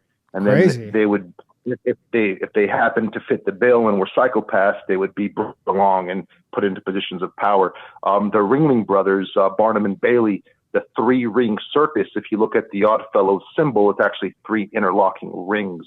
And at a circus, the individual who runs the organization wears a top hat, and a top hat is associated with the Master Mason. The only person who's allowed to wear a top hat in a Freemason lodge is the head of the lodge. Crazy. So, never heard of the Oddfellows before. But the purpose of this was to briefly discuss Leo Frank and the ADL and just the formation of the ADL. Being an institution that was created. I think the stream may have just. Oh no, we're good. I think that. Oh, it was lagging. All right, go ahead. I'm getting some notification from you. Dropping some straight bombs. Maybe. But long story short, Leo Frank raped and murdered a young girl. He tried to blame allegedly. Allegedly. If you go on Wikipedia will say that it was rampant anti-Semitism, and he was later proven to be innocent, which is nonsense. This gets into the corruption that has gone on the internet, and this goes into Google and the 8200, which I briefly spoke on last week. Yeah, that's like what is it, like the Israeli kind of like CIA something? The Israeli intelligence agency, which is responsible for forming and molding the internet to their Zionist psychopathic mindset. And this goes into the gal who was from Columbia, who was the dean, and the gentleman who's got deported, and they're both agents. But this briefly, I'll just say that Unit 8200, they got Gabriel Godel, head of strategy and operations research, who served in the intelligence unit from 2010 to 2016. Jonathan Cohen, head of insights and data measurement between 2000 and 2003. And a product partnership manager, Ben Barak, who was focused on controversial content, disinformation, and cybersecurity. Between 2018, 2020. So these people are leaving essentially Mossad and Israeli intelligence apparatus. Are you saying the Jews run Mossad? They're moving directly into Google, and then they're are they the ones who ran that Wiz company that Google just bought for $32 billion? I don't know if you saw that. That's where we get. Yeah, because Google just bought a company Google just bought an Israeli cloud security company for $32 billion, which is like 4 years old. 32 billion, but it's like 4 years old, which is crazy. Well, if you look into Moderna and the COVID thing, they didn't make a single drug that passed trial for 11 years. And then they were given the green light to produce the jab. Yeah. Not a single drug that passed trial. That's crazy. And this just gets into the Jays, and I could, go down that and all. But I just wanted to say, the gentleman, I didn't care to get too much into it, because if he can't make the MOSSAD connection with Epstein and no, well, he did in his defense. He did say that there was a MOSSAD component. I think he was just saying that it wasn't strictly MOSSAD. I think he was saying it was in concert with the CIA and whatnot. Well, sure, and as we know, they're both formed around the same time. But I have leaned my data towards the J studies lately. Sure. And, years back, it wasn't necessarily my emphasis. And as you can tell, I appreciate that you enjoy my unhinged nature and my phone calls and a little twinkle. I do like listening. It's good for the channel, and it's probably not good for the channel or my career, but I do like it. No, I've been known to do a lot of things that were to my detriment. So, but well, I don't care. I thank you for being a man of the people, and this show's great, dude. You're doing great things, and appreciate it. Thanks, buddy. If we could get Alexander Maricus, the gentleman who has the counter narrative to Johnny Carucci, and what's his name? Robert Alexander Maricus. He has the book which contains the Jewish influence on the creation of the Jesuits. That's just something I think would be an interesting. No, the book is Jesuits and the synagogue. The one that I had briefly mentioned when we were having that fun conversation with Johnny Carucci. And Jesuits in the Synagogue of Christ. No, I can quote the book. Pardon me. It's let me get the exact book. His name is Robert Alexander Maricus. How do you spell that last name? Marykes. Oh, that's why. Maricus. He's like barely on the fucking internet, man. Oh, here we go. And he's actually Mark just a Jesuit scholar. Oh, and yeah. He teaches Mark just at a yeshiva. Oh, okay. So he's very studied, and I think would be a great guest. Okay, cool. I'll check it out. I got a link to it here on archive.org. All right, I got to let you go, Jared. We got to wrap this up, but appreciate you calling in. Good to hear from you. I'm sure I'll hear you tomorrow night. Thank you. Jared, everybody. All right, that has been the show. Oh, I went off screen there. How long was I off the screen for? That's not good. All right, that's been the show. Thank you very much, everybody, for tuning in. Shout out to Nick Bryant, our guest.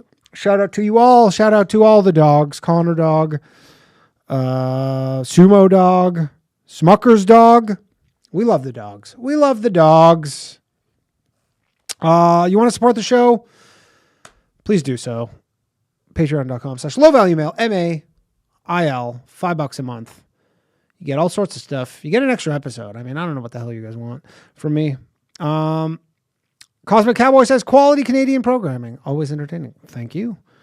And Vince says, seems like they're trying to trick Yahweh again. Unwise. Oh, shit. I didn't do the fucking giveaway. My fucking dick.